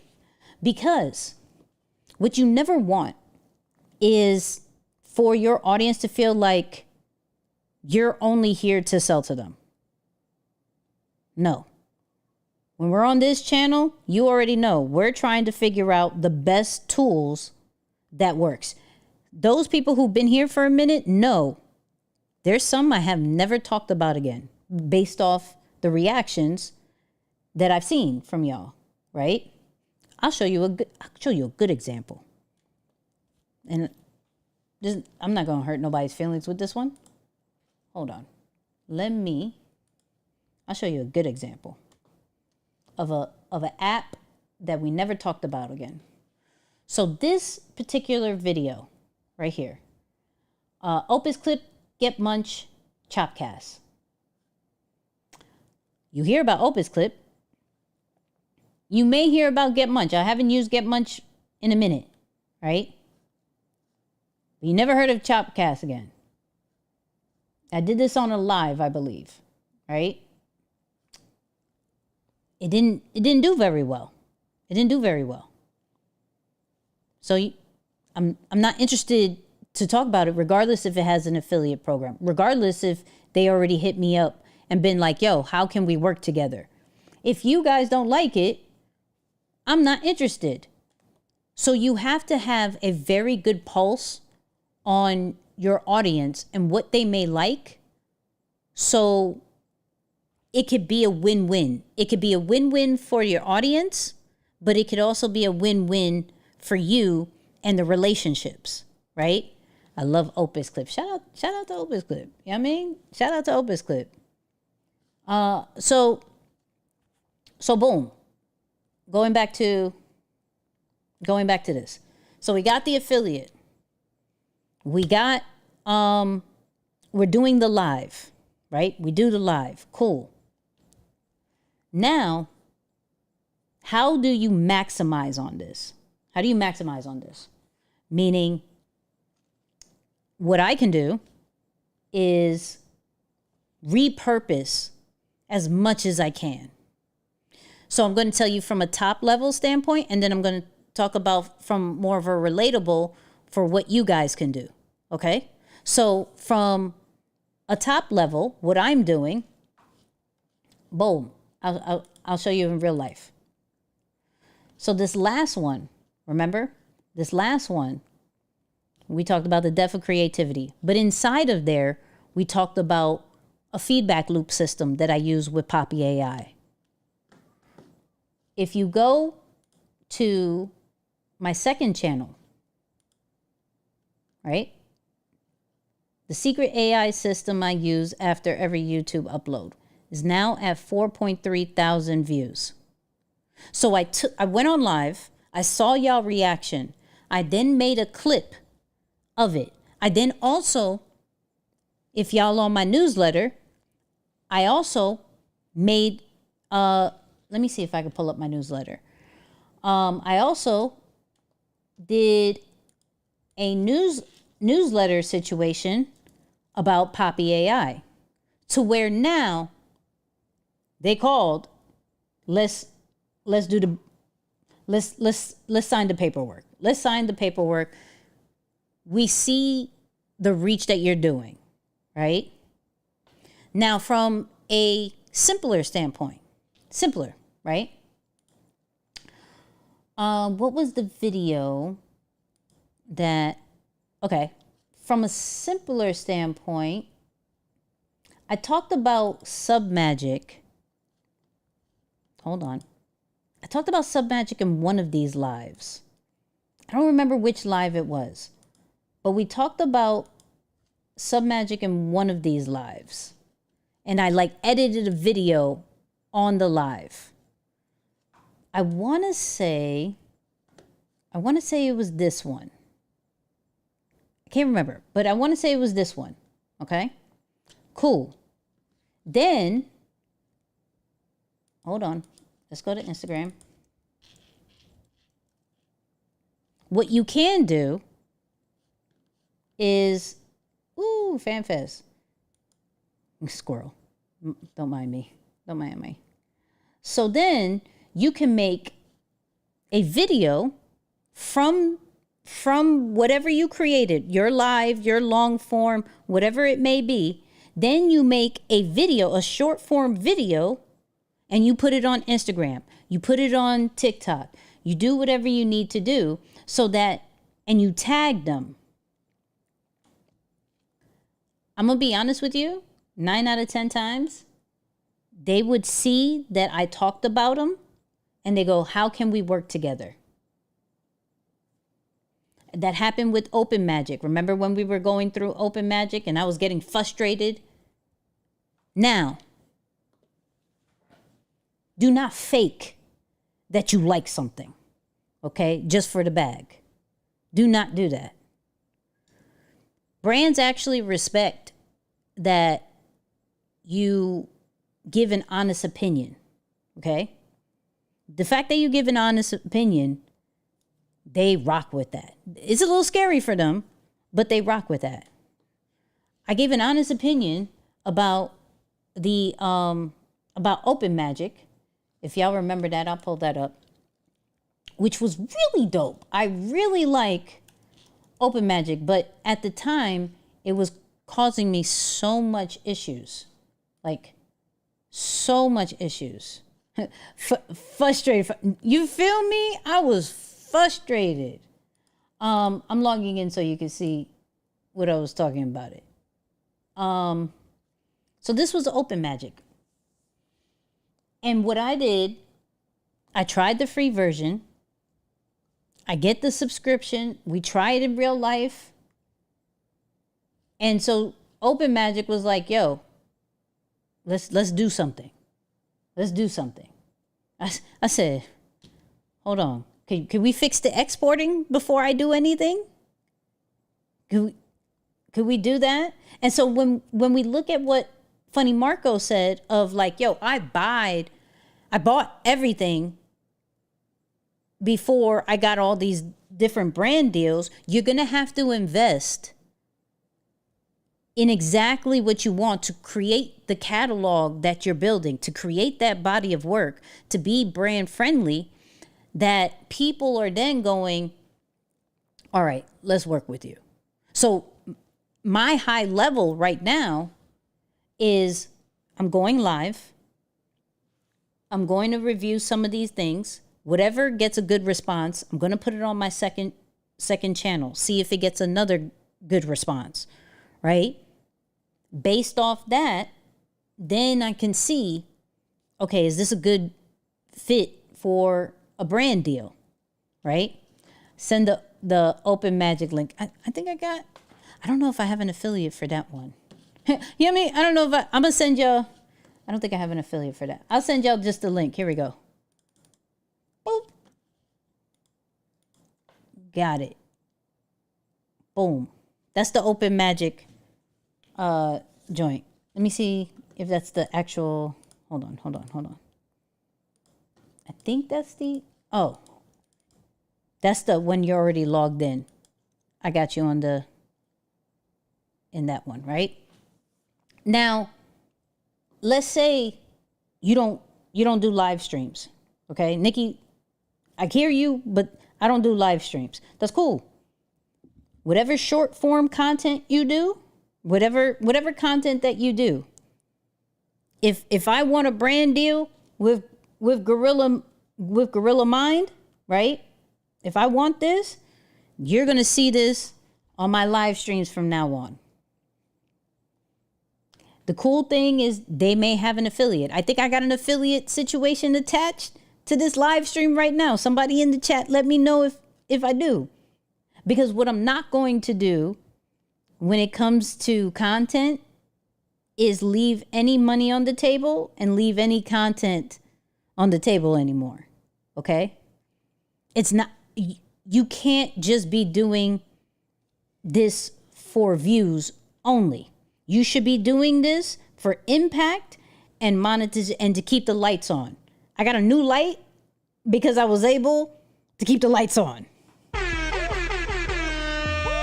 You feel me? I'm able to upgrade some of these things because I'm strategically setting up this channel, setting up these different platforms to be brand friendly so that, okay, when somebody new comes out, shoot, YouTube, we have a leaderboard because someone in YouTube saw that I did a survey and was like, hey, you're live streaming a lot.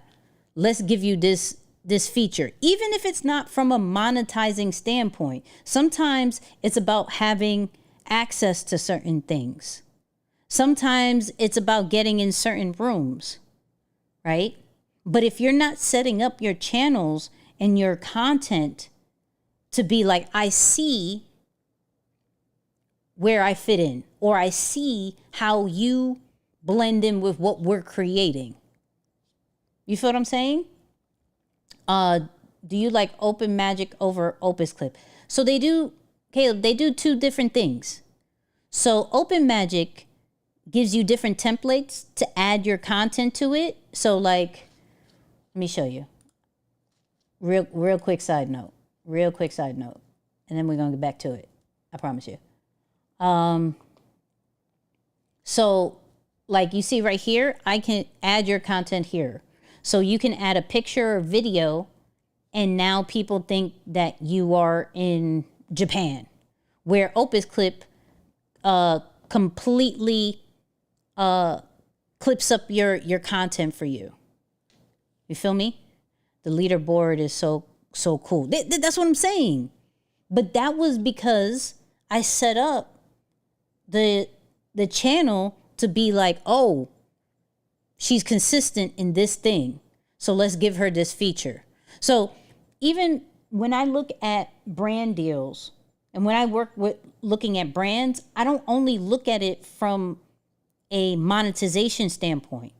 I look at it from a standpoint of what's going to give the most value to my audience, what's going to make it fun. You guys have been chilling here for almost 2 hours. If a leaderboard is going to help keep engagement, give me that feature. What do I have to do? Nicky, you got to go live once a week. Say less. Say less. Because what am I going to do now with the lives? I'm going to cut them up and I'm going to put them on the second channel. Most people will cut them up and put them on as short form content. For me, it's a little bit easier to cut them up for long form content because my idea for the second channel is to get that monetized too. So we'll have 2 channels that's monetized. So, and I'll show you, we're like, this is like week 2 for that other channel, right? So, boom. Here we go. Oh. So if you go into earn, and anybody who's thinking about how to monetize on YouTube, here is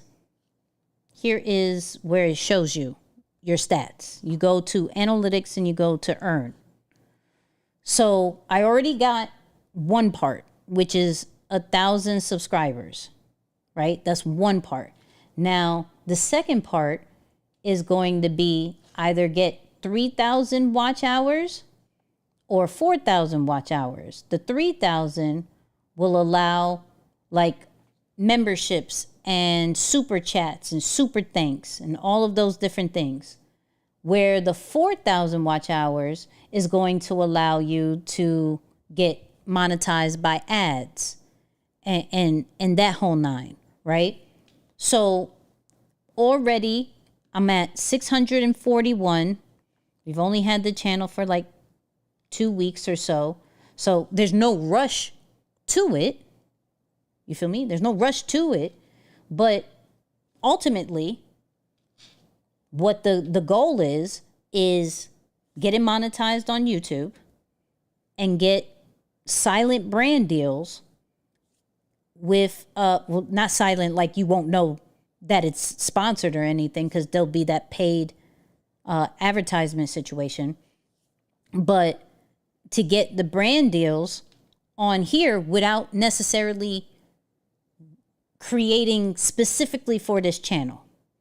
Because all this channel is different clips for from the live. So meaning this how to get brand deals section is going to be on Content Corner clips.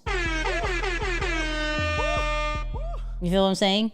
Us trying the Lovable one is going to be a clip on Content Corner clips. You feel what I'm saying? And the crazy thing, I can show you.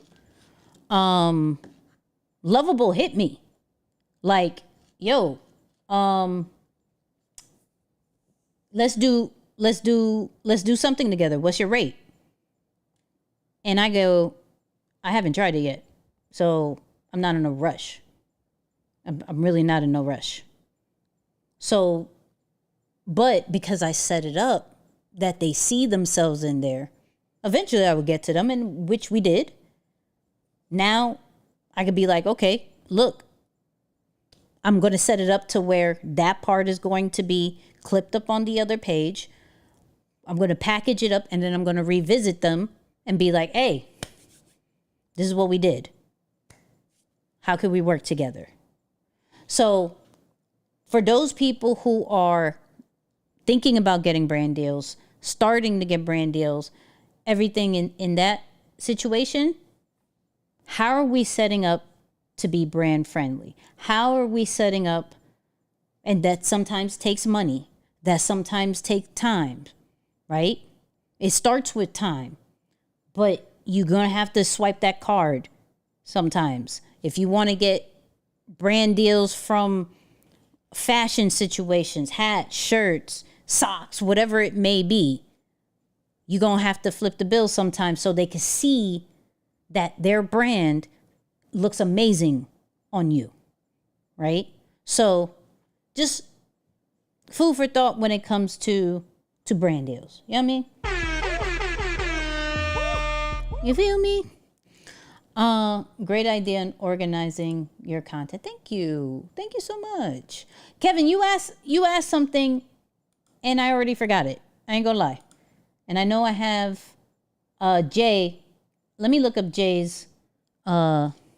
But Kev, did I answer it? I don't even know if I answered it. Kevin asked the question again. Ask the question again. I'm gonna answer it. But I want to look at Jay's joint real quick. And shout out to the 131 people on the you see it right here? The 131 people. Let's go. Let's go. Jay. Elevate. Bang. Here we go. Anyways, first let me share in the chat his joint right here. Boop. And let's go into the videos. Okay. Hey, we got a super chat. Come on, Perfect Journeys. Perfect Journeys. $5 super chat. I appreciate you. I appreciate you. Okay, so let's do some things. Let's do some things. So when we're looking at how do we package, right? How do we package? One, we have to look at what is already standing out. Okay? What do we have? What is standing out in our field, in what other people are doing, and how can we have our own twist and spin on things? Okay? So first off, I'm not mad about these thumbnails, right? If we look at, oh, we got another super chat. Come on. No, I didn't forget.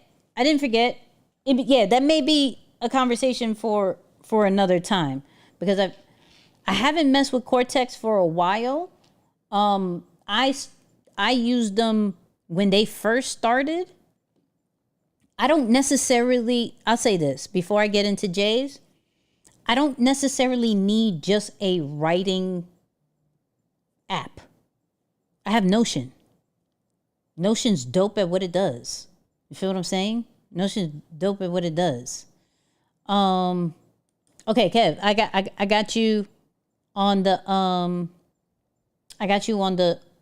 on that question too.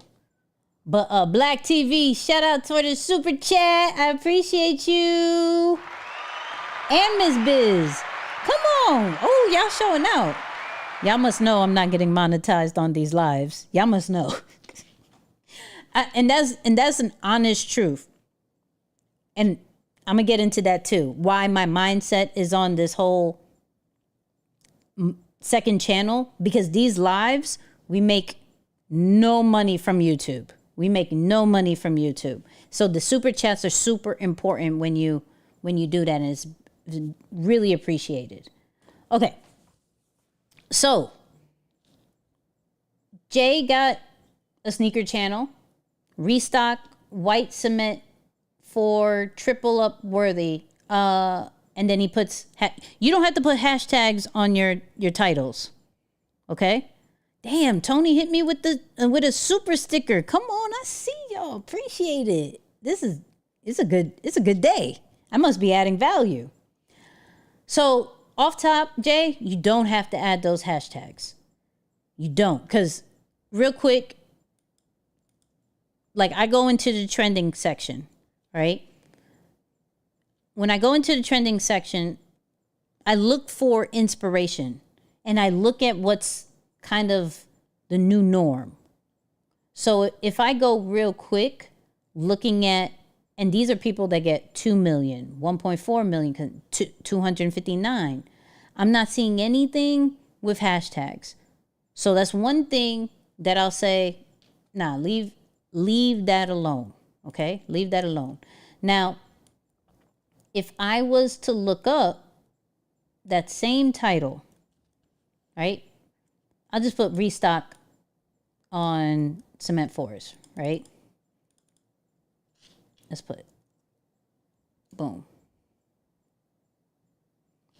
So I'm looking at what other people are doing just for information. And look, yours actually popped up top, right? But I'm looking at, okay, some people do the feet joint. That's 62K, right? I didn't know Elliot had it. Shout out to Elliot. I didn't know he had a page. Some people do different outfits with the sneaker, right? Some people show a vlog style. Some people do the comparisons, right? Now I'll get into just the white cement fours, and I'll see what's ranking, right? Cool. I'm looking at how they're doing it, and I'm not looking at it from a standpoint of I need to copy it. I'm just looking at it from like, what is the foundation? The foundation is they're making the shoe the primary, right? And some people will add their face to it, which is cool. So there's a healthy balance of that. What you want to do is also look at how products are created as far as on thumbnails. So let's say iPhone, right? Let's do iPhone 16.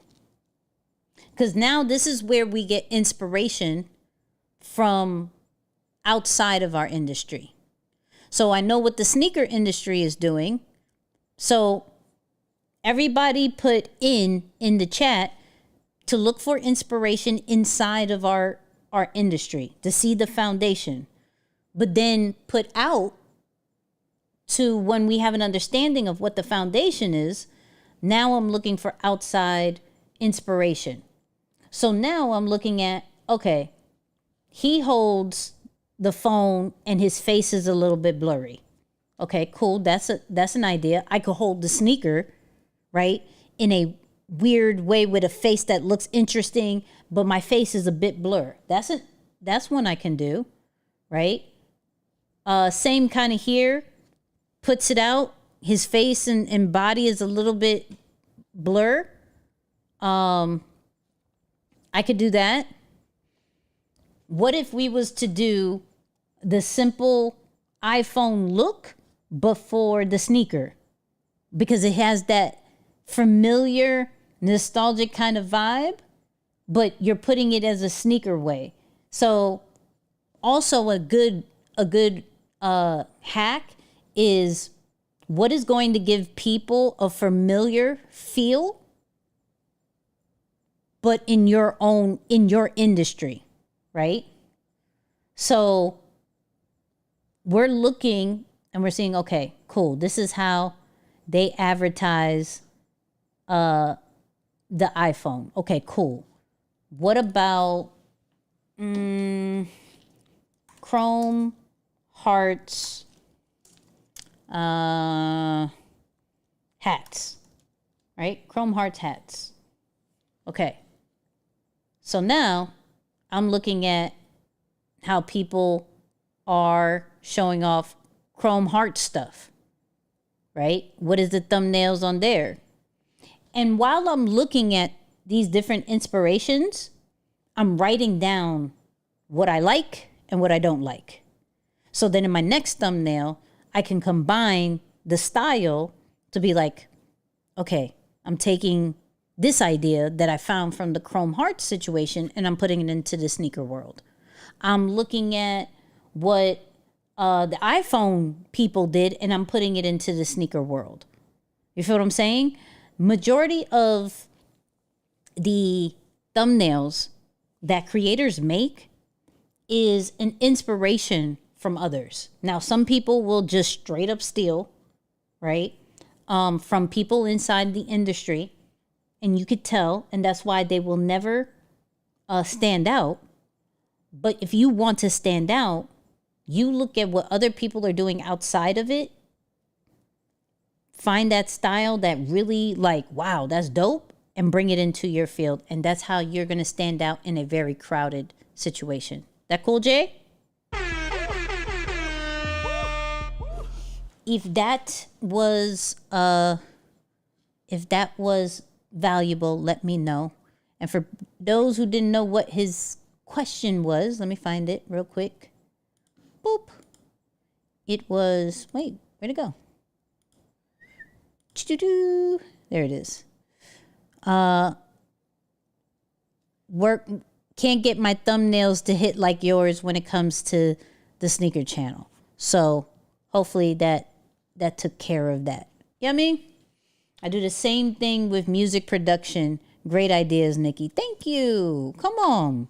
And let me get and if y'all have questions that you want me to put on the screen, like video wise, like we saw with my man, hit the QR code or the link that's in the chat. We'll look at the video ask and we'll do that too. But I got one more video that I want to go over. So let me answer Kev's joint real quick. Here we go. Bang. All right. What recommendations do you have for starting a brand new YouTube channel? I have another one kind of all over the place, so I wanted to start a new one. Okay. So, purpose. What's up, Ace? I see you. What is the purpose of the channel? Okay. My purpose for the second channel was to take these lives and put it on a different channel, right? Because I didn't want to confuse it with my channel. Put it on a different channel for brand awareness purposes. If you find that channel, you like that content, you're going to be like, where is the original live? You'll end up coming back to my main channel. And so it's a brand awareness side of things. For you, you have to look at what is the purpose of it. Two, what are the topics that are going to be talked about, right? If you could keep like a main topic, but like different categories, you'll be good. So you think about, and this is why like podcast pages, they fluctuate so much because they talk about multiple things. But when you're looking at successful YouTube channels, they have like a main theme with different categories, right? So I have like a main theme, which is content branding. And then I have different categories like content strategy, how to create content with AI tools, the latest content creation AI tools, the list of it. Like there's different categories that I have on one channel. On the second channel, like I said, it still follows along with that. You're still going to get content strategy, AI tools, and things like that, but they're going to be a little bit longer and less edited. Like we're barely editing things. I'll do an intro and that's it, right? So your second channel still can't be all over the place. Because YouTube has to give, like, it has to know what audience to give it to. You feel what I'm saying? So the more narrowed down, and not to box you, okay? Not to box you, but to narrow down what you like to talk about on a weekly basis. And this is going to break out into a whole other venting session, but everybody type interest or I for interest, because I want to talk about for people who have multiple interests. I want to get into that. So just remind me, just put I it so I know it, right? So when we know the purpose and the topics, then we have to understand the packaging. Okay? The reason why this new channel is doing really good is because I understand packaging. Is because I understand that this is like, you got to see my face. You got to see what it's about. So it's easy to see. This is about Dragon Ball Z. This is about Streaming University. This is about making a lot of views, right? I messed up in the beginning, like the first, like the second and third videos, but I got my pace and I figured out my style for these next up and coming ones. So the packaging has to be really good. And you won't hear me talk about the quality, right? You won't, because there's some people who are shooting with their phones, but you have to focus on the thumbnails and the titles when you are first starting and your intro. Because people need to understand real quick what this video is about, or they're out. Because there's not brand awareness on this channel just yet. So if you're thinking about starting a brand new channel, those are some of the things to consider. Kev, tell me if that helped you out. Tell me if that helped you out. If it didn't, I apologize. I mean, hold on. We got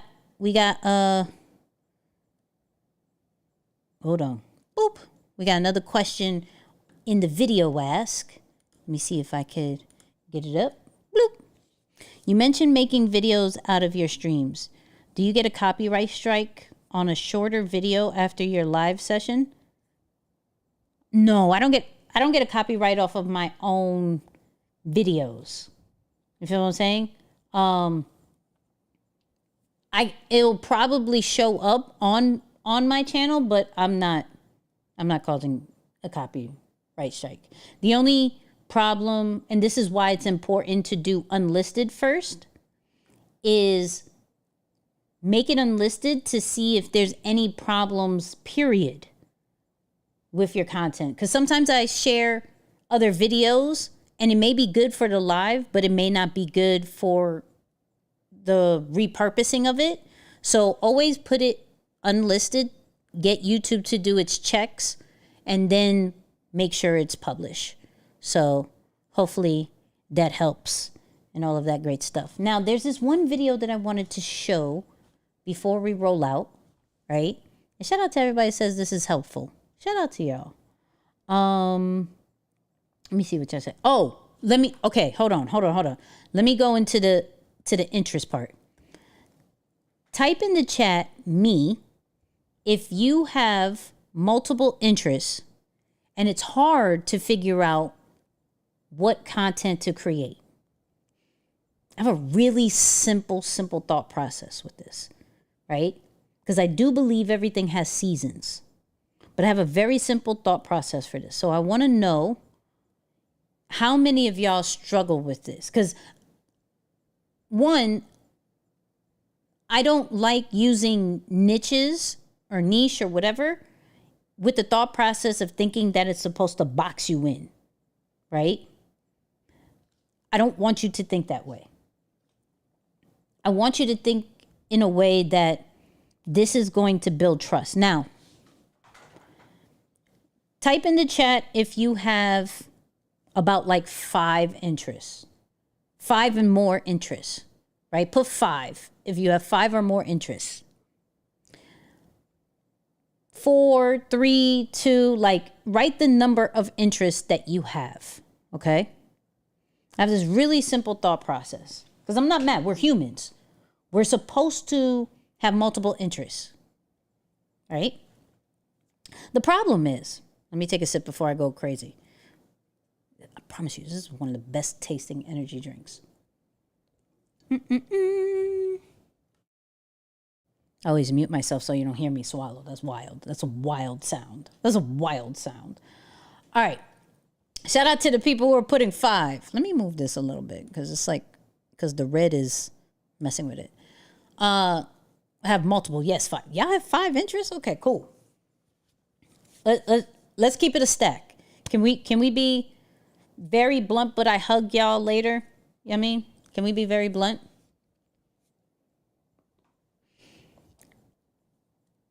When we're thinking about creating content, out of those 5 or how many you have, it's very rare that you can talk about all 5 of them every single day. We may like it. We may do these here and there, but it's very rare that we could talk about this every single day, right? I love a lot of things, right? I love Legos. Clearly, I love sneakers. I love hats. There's a lot of things. But I can't talk about it every day. The one thing I could talk about is the thing that I geek out about the most. Does that mean I don't like to talk about those other things? Does it mean I can't talk about it? No, I can talk about it. But I can't talk about it on a regular. If I can't be consistent with it, I'm staying away from it. I'll find different pockets to talk about it. I may talk about it inside of my community, to y'all, things like that. But when we're talking about branding and we're talking about content that is going to stand out and what people know us for, our interests are our interests, right? And we have to find the different pockets that allows us to talk about our interests. But our brand is the thing that we can talk about every single solitary day with no problem. So be honest with me. Be honest with me. Those people who put 5, can you talk about all 5 every single day? And if you can, then do. But it's very rare that every single day you are creating content about all 5, because if you could, you would have already been doing it. Right? You've already been doing it. Now, I'm not saying like your 5 are like, okay, my career, my family, my coin collection, my travel. Not talking about that. Right? But there is a season, right? There is a season, meaning I may still stay. Hold on, mom texts. Let's see what mom said. She's going to bed. Everybody say night, mom. She's like, you're a powerhouse, but I have to go to bed. Go to bed, right? So let's go and let me do this. Let me share my Instagram. This is a really good kind of example, right? Everybody type play. Play. Okay? Play. Because when we're thinking about, and I'm going to say this on Saturday for those people who are going to be in Atlanta at the Next Level Speakers Joint, right?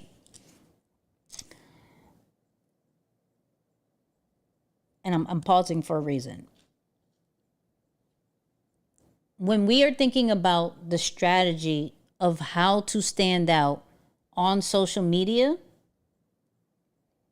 it's not even about us. It's about our audience. So PLAY stands for platform, leverage, audience, and you. What platform are you picking? What features are you going to leverage based off how you naturally create? What does your audience want? Not what the algorithm wants, not what the platform wants. I said pick the platform, not what does the platform want, but what does the audience want? And then kind of what do you want to put out, right? So Instagram allows me to act however I want to act, with the thought process of I know when I put my content out, the you part, whenever I put my content out, it's not for numbers. It's just for self, right? So, boom. I posted, I'm outside.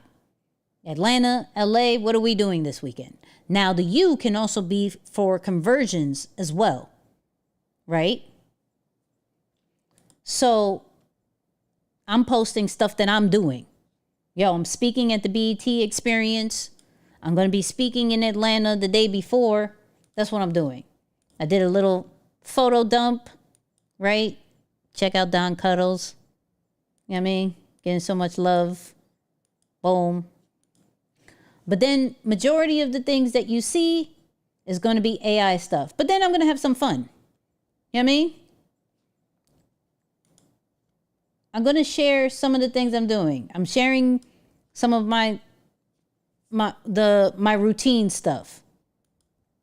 But I know my audience wants to see the AI stuff. Okay? I do my Lego stuff. I made it into content. I made it into a kind of a lesson, a creative rest.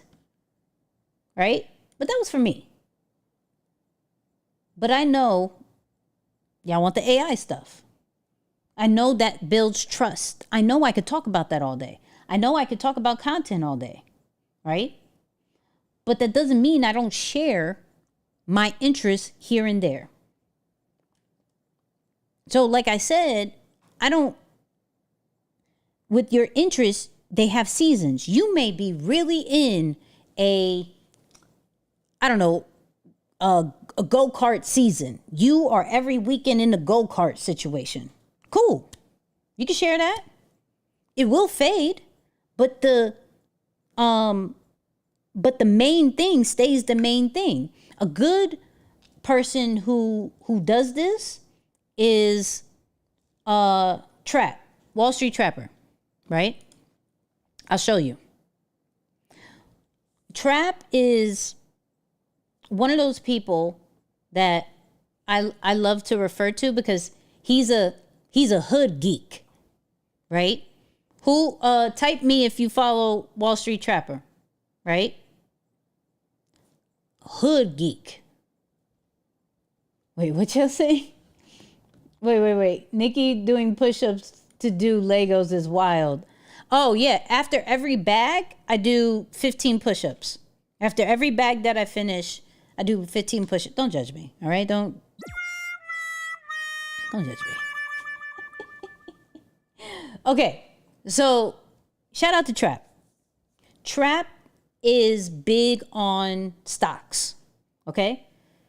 Stock market, options, all of that stuff, okay? So majority of the things that you're going to see is stock stuff.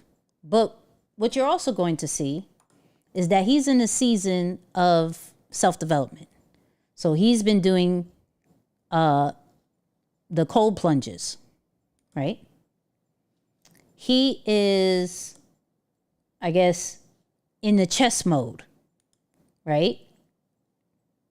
He's sharing behind the scenes of building his building, okay? He shares his daughter. But what you're always going to see, what he geeks out the most about, is the stocks, is his options play. But that doesn't mean, look, he's in a season of cold plunges. He's in a season of that, right? But you're going to see several seasons because we're humans. And we're always going to go through different phases and different stages of our lives that we would love to share. And because we're growing an audience that cares about us, not just average people, but like our core people care about us, we could share that. It makes us relatable, right? So you see it. Everything you see. Stocks. Sometimes he'll share a throwback of what he's done, who he's connected to, right? Maybe he'll do some AI stuff. You feel me? Shout out to the team over there who made him as a little toy.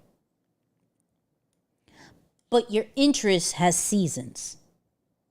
So figure out the thing that you could talk about every single day. So in the chat, drop that.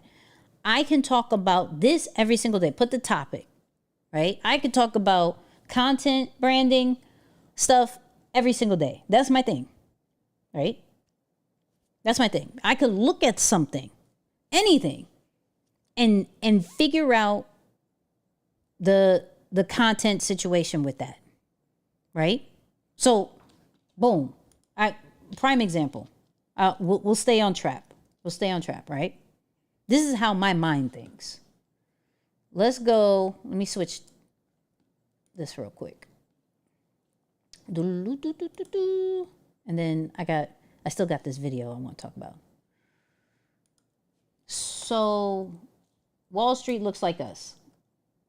So Trap has his Wall Street looks like us network, right? And so lately, he has this series that is doing very, very well, which is Journey to Freedom, right? So if we look at this together. I ain't no bigger than nobody in here, bro. Nobody. Everybody in here is needed. Not wanted. Your presence is needed. For the chat. All right, I'm gonna, just so I don't get a strike or anything like that, right? So this is more of a behind the scenes series of what he is building. Once again, interest, right? So even though people look for stock situations, this is a behind the scenes of his building that he purchased, right? Called the Freedom Center. So peep game. This is how I look at content. So I see that he's showing a behind the scenes, meaning there's going to be a big launch, right? There's going to be a big launch. There's going to be a big grand opening. And so he's making content so people could follow along with the journey for this big release, right? But in the meantime, he's showing content of his merch, right? So people who want to support Trap because they see the shirt, they seen the sweatshirts, all of that. Now they see behind the scenes of the merch and the people who are in charge of that. Okay, I'm going to get merch. Cool. Right? So now he's talking about that. Boom. Here, hold on. Let me go a little. Okay. Boom. If we move forward, here's E.T., Dr. Eric Thomas himself. This is a credibility post, right? This is a credibility segment where the OGs are looking at Trap for what he's doing. So it builds credibility. Oh, Trap must be on something, must be doing something if ET is there, if this person is there and that person. So he'll intentionally, those people who visit the Freedom Center is going to get recorded to be like, yo, you see all these people are interested in what I'm doing. You're probably going to want to come to this spot too, right? Cool. Now, even here, he's showing a piece of when he spoke to the Chiefs. Why is he doing that? Yo, to increase my chances of more speaking gigs. And let me explain my thought process of how I got to the Chiefs. So cool. One, it's an inspiring situation, meaning I want to inspire other people to go into my footsteps if they want to be speakers, if they want to do merch, if they want to have their own building. But also, it's self-promotion. This is all self-promotion. This is how I look at things. But this also is a great example of showing different interests in one video. Still sticking with the main theme. Okay? I'm just letting you behind the scenes of how this is all being built. The Freedom Center is going to be the main hub for financial education. But let me show you how this is all being built and how this brand is still being ran. This is why I'm saying this is seasons, because this just started, right? It's literally, quote unquote, a content series. But if you go back, right, you will see majority of his content is stock stuff, is financial stuff, right?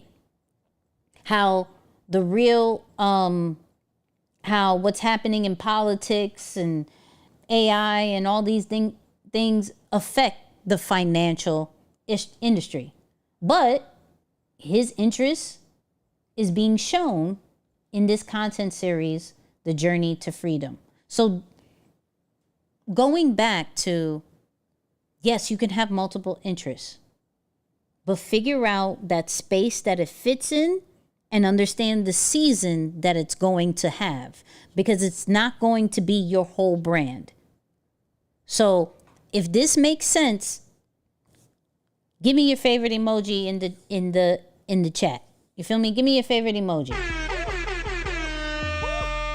Give me a favorite emoji. But I wanted to share that example when it comes to having multiple interests, because I don't want anybody to feel boxed in. That's a ugly feeling. I think I fight, if I'm going to be honest, this is why I fight so much in my own head, and I'm so hard on myself, because I have multiple interests. Like I don't want to be just only known as that, like, oh, that AI chick, right? Okay, well, Nicky, fix that. You know what I mean? So share more, talk about other stuff. So this is why we're hearing more and more about content branding, the different stages of content branding, and showing, okay, Trap is his authentic self, and he's consistent with showing the stock stuff and the financial stuff, but he still is in his authentic ways of showing his different interests. His strategy is to flood the streets with financial information, right? Because that's what the audience wants. But I'm still going to sprinkle me here and there, because that's going to convert the person, because I'm not going to feel so out of reach, right? And so then I'm going to build my community based off what they see about me. And then I'm going to create my whole ecosystem with merch, with Patreon, with courses, that whole nine. And Trap is a great example of how content branding is done right. The reason why I'm saying that is because, like I said, I can't even get in my head about, I don't want to be boxed in to this one thing. Now, I know that's what people are interested in, but how do we integrate it with other things to grow, right?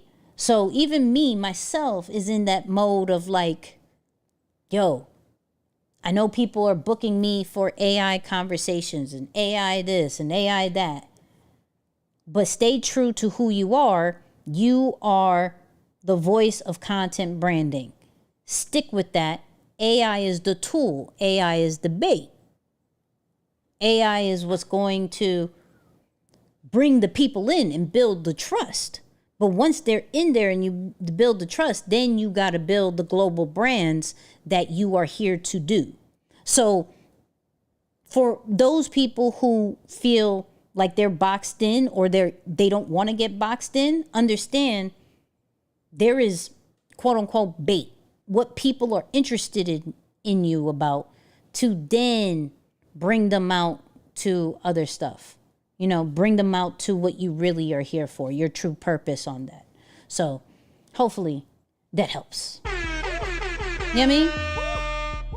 And once again, we are still at like over 100 people on this live. So let's keep it going. If I could keep it going one more time, like one thing, I just got one more thing. If I could keep it going, drop some lions. If you can't find the lions, put LB in the chat for lions behavior. If I could keep going just for one more thing. I got one more thing to show. Let me see if I can find it real quick. Hold on, because I took a screenshot of what this is. I hope I did. Yes, I did. Okay, cool. Wepa, come on, Carmen. I see you. Man, this is really good. I think this is the only reason why I'm so hyped, low key. I should have an energy drink on these lives all the time. This is what I've been missing. Hold on. Okay, here we go. I saw this video that I want to talk about. Hold up. This content creation game has gotten scary. Okay? Ooh. Hold on. Let me find the exact place. Let me get this up. The level of competition you feel, the level of insecurity that even comes with this job. Okay, hold on. So let me set this up right. So The title got my attention, which is the content creation game has gotten scary, right? And he's also talking about standing out with so much competition. Okay. Wait, hold on. Yes, I signed up. Replit doesn't care about solo customers. Thank you, Nicky. Come on. Yeah, and if you want to sign up for Lovable and be on this journey with me, that's in the description. So go check that out, right? But type 1 if you think this content creation game has gotten scary. Type in 1 if that title will be like, what are we talking about? Hold on. So let me bring this back. You feel the level of insecurity that even comes with this junk, the level of constantly comparing yourself to others, of them doing the same stuff that you're doing, that comes with this junk. You feel like you gotta post something every day or every other day just to remain relevant. Now, you never. If you agree, just type yes. If you agree, just type yes. Know who genuinely rocks with you versus who's just trying to use you to get to a higher point in whatever they're trying to do. I wanted to talk about streaming in particular because streaming is something that I have been contemplating. Yo, how much longer can I do this junk? Seriously. So he's going to talk about streaming because that's just the topic that everybody's talking about because of everything that has happened. But I want you to think about it just in general from content creation. Okay? Follow me with just from a content creation. He's going to talk about streaming, so don't tune out when it's just that. How much longer can I do this junk? Streaming is getting to a place for me personally to where some of the fun is being taken out of it, and you feel this like pressure all of a sudden, like you have to be doing more. And I don't want to get this misconstrued with, people not wanting to improve their streams or like competition is bad. Competition is a great thing. However, the meta for, I guess, what is now deemed as like top stream content or like the most popular stream content out there, it has changed. And it's changed because of people like Kai Cenat and Speed and, Aiden Ross. And you have celebrities now that stream that. Let me stop there. So once again, the translation of, even though he's talking about streamers with Kai Cenat, Aiden Ross, DDG, think about just content creators in general. And then when he says celebrities are getting into it, celebrities getting all the likes and the comments the second that they post. Okay, so same scenario, just a different format of content creation. Have came to the streaming space and now they stream. Now you legit feel like you're competing against multi-millionaires that got all this money and all these resources, and they can bring in their celebrity friends on their stream. And here you are in your crusty, dusty ass room saying, all right, guys, we about to boot up some, we're about to boot up Fortnite or I hear his pain. If you hear his pain, put P for pain. Like, you hear his pain. I hear it. Freaking Valorant or whatever. And you kind of are like fighting this mental battle of like, yo, like, this is what we're supposed to be doing on Twitch, right? Just sitting down and talking to chat and playing games. I've seen recently. My man frustrated. He ain't lying. No, he's not. He's not lying. Can't lose the fun. It's a fact. With whole with the Kai's a whole streamer university thing that he did recently, to where he's bringing in all these different streamers. He got like professors that are gonna I guess teach them, and then like other people he brought in. I have seen streamers crash the F out over not making Kai's streamer university list. That's true. We went over that last time.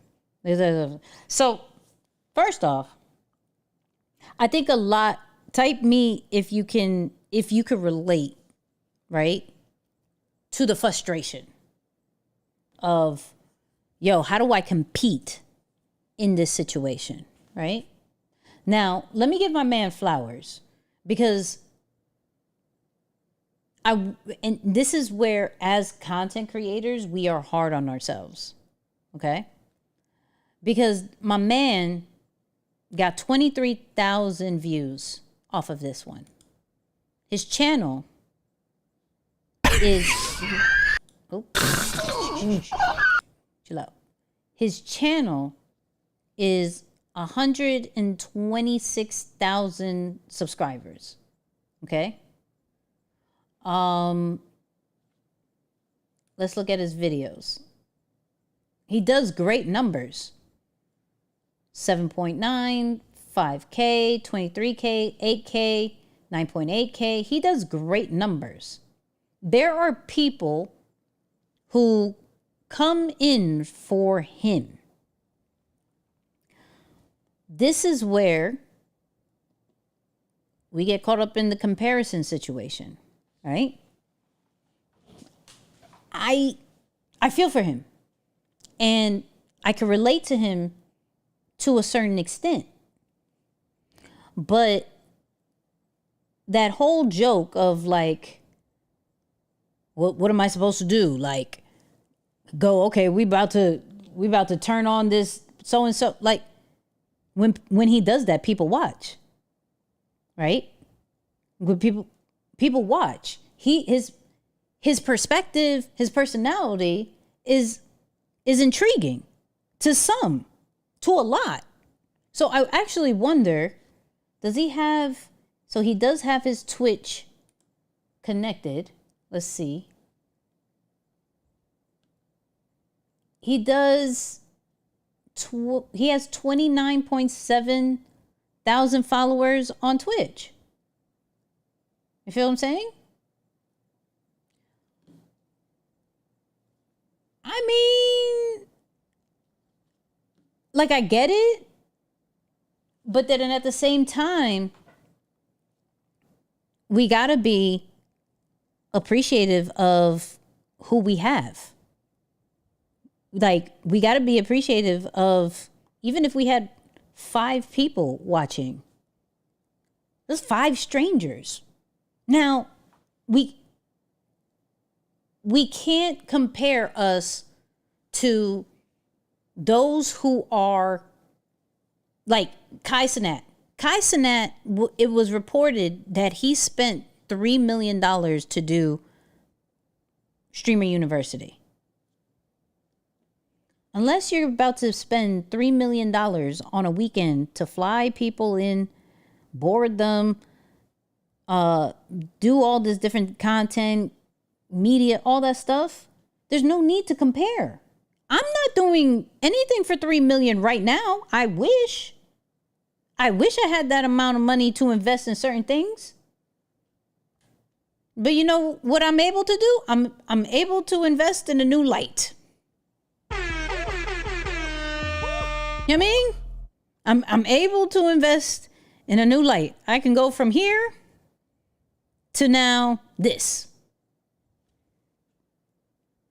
I'm grateful for what can happen. No one he mentioned is in competition with him. No one that you're comparing yourself to is in competition with you. Why? Because you have the unique voice. You have the unique style. The way we stand out in content is, one, understanding how we naturally create, and getting 1% better. You feel what I'm saying? Getting 1% better, figuring out our world. I'm only concentrated on how do I get better on this stream? How do I get better with repurposing content so other people can know about it, right? How can I get better with the short form content that I do create? How can I get better with monetizing with the attention that I do have? Not, hey, so-and-so is doing this. Like if that was the case, I would be doing events like everybody else and be in the hole because I wasn't ready for it. I gotta be realistic. And also, I'm an introvert. I can't compare myself to those people who may be extroverted and doing all of these things for attention. So, yes, we look at different things from a standpoint of inspiration. How can I get better? Right? How can I get better? But I'm not looking at, okay, look at what all these people are doing and I won't ever stand out.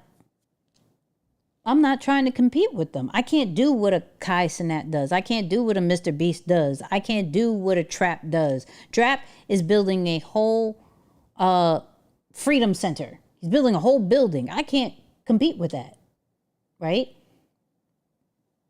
But what I can do is concentrate on what I'm creating. I'm excited about a leaderboard. You know what I mean? I'm excited about a leaderboard. And how right now, Global Love Living got the #1 spot because she has 225 points. XP, right? And whatchamacallit? #2 is Tony and #3 is Cece. Because they're the most active going in, right? That's what I'm concentrated on. I'm not, and it's hard, and I get it, and it's hard, but at the same time, comparison is stopping you from growing. Comparison is stopping you from getting to that next level. He's a great creator, right? And I don't know my man. That was the first video that I seen of him, and I was like, yo, fire. Fire for how authentic he was saying his frustration. Fire for how transparent he was. Fire for how that was not really an edited video, and it still did numbers. Fire. This showed I don't have to do a crazy thumbnail. I can share my true thoughts, right? And people will watch it because I gave a good title. The content creation game has gotten scary. That is a great title. The thumbnail looks like he's frustrated. It says it's cooked. He understood what he was doing. That needs all the flowers. Now, to be realistic, did he do that for the views? I don't know. But we got to give ourselves more grace. Let me see if it says it here. Hold on.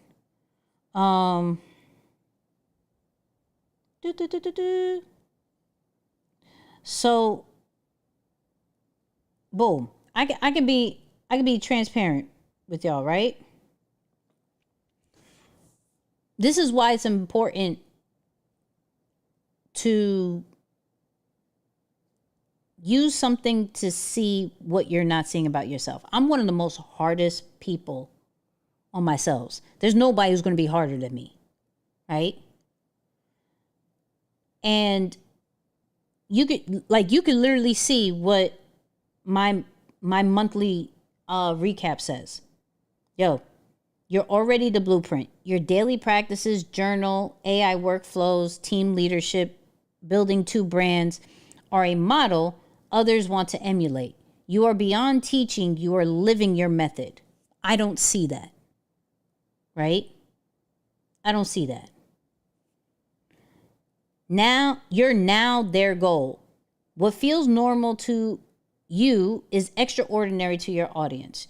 You're innovating in areas that look mundane to you, but aspirational to others.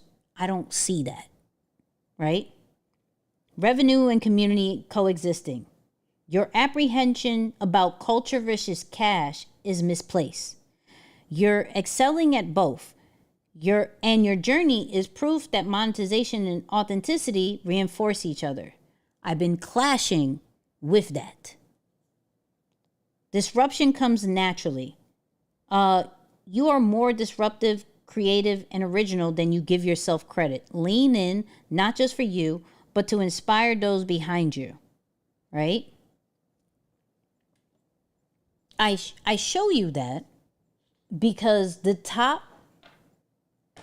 middle, and beginner creators are one of the most hardest critics on themselves. And we look at other people and we sometimes have to be reminded that it's not about others and you're doing a great job. I literally start my day with my journal situation with 3 things that I'm proud of myself, which is very hard. Okay? Very hard. But I share that because I want you guys to know that whatever path that you're on right now is exactly where you need to be, and you're doing an amazing job. If you feel like you could do better, then do better. You know what I mean? Just do better. I feel like I should be making more money than I am right now. Then what do I have to do? I have to change some things up, right? I feel like I can impact more people, right? Then I just got to stay on top of things. But I'm not going to be like, damn, these creators are doing this. I'm already having battles in my head, right? I'm not even battling with nobody else. I'm battling with myself majority of the time.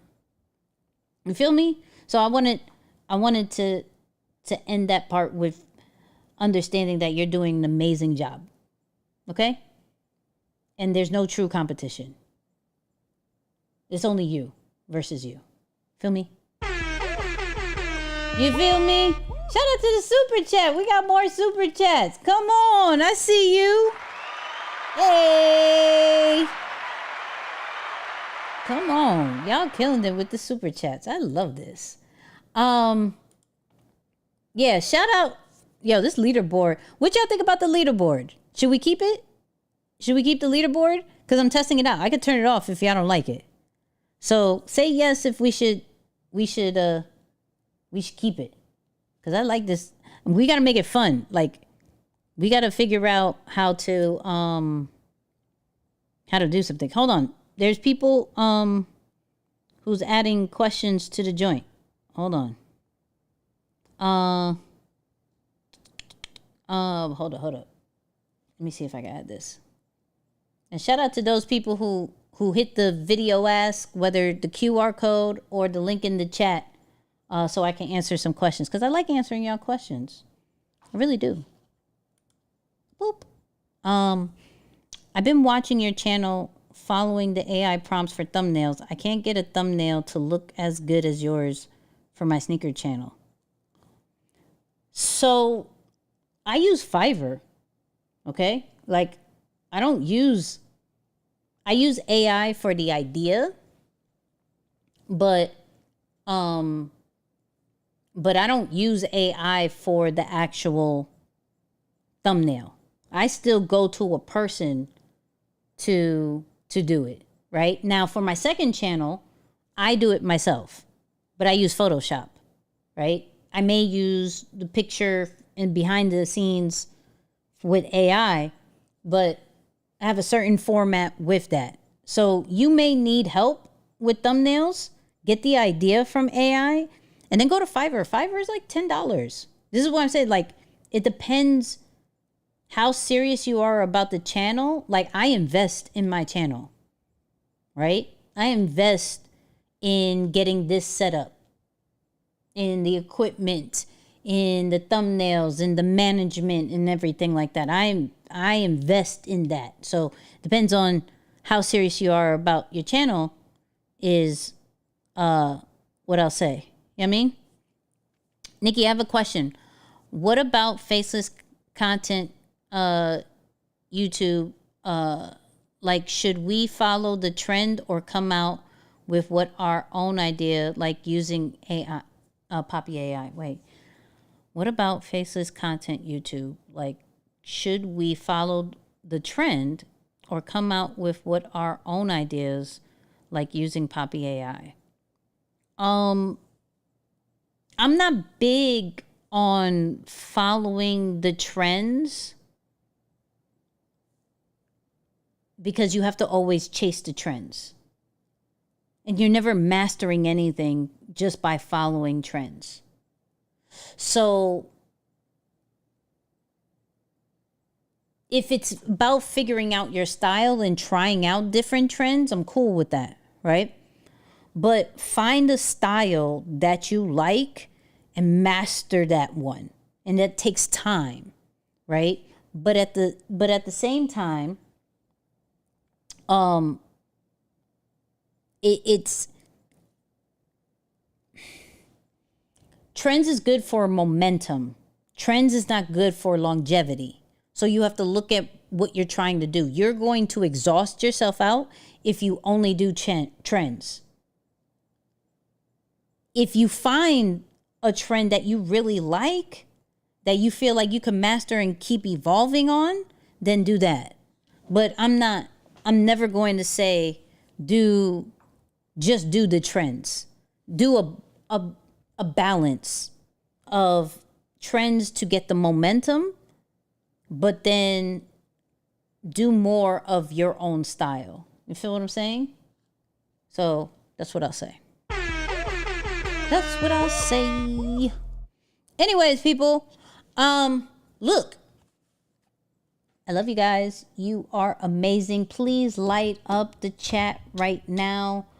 Let me write out what I'm clipping up. Okay, y'all help me out with that. So,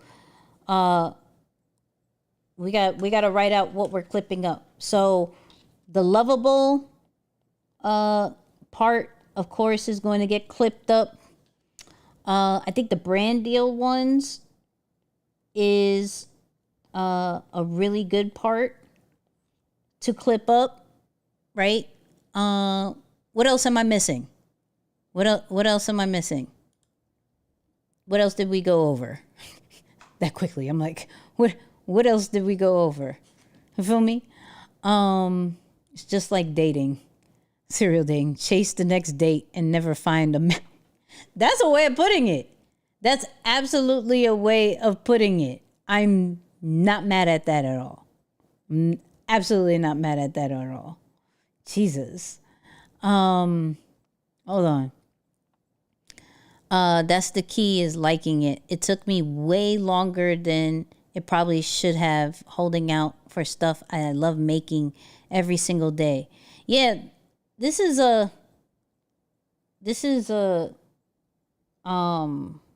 dope situation.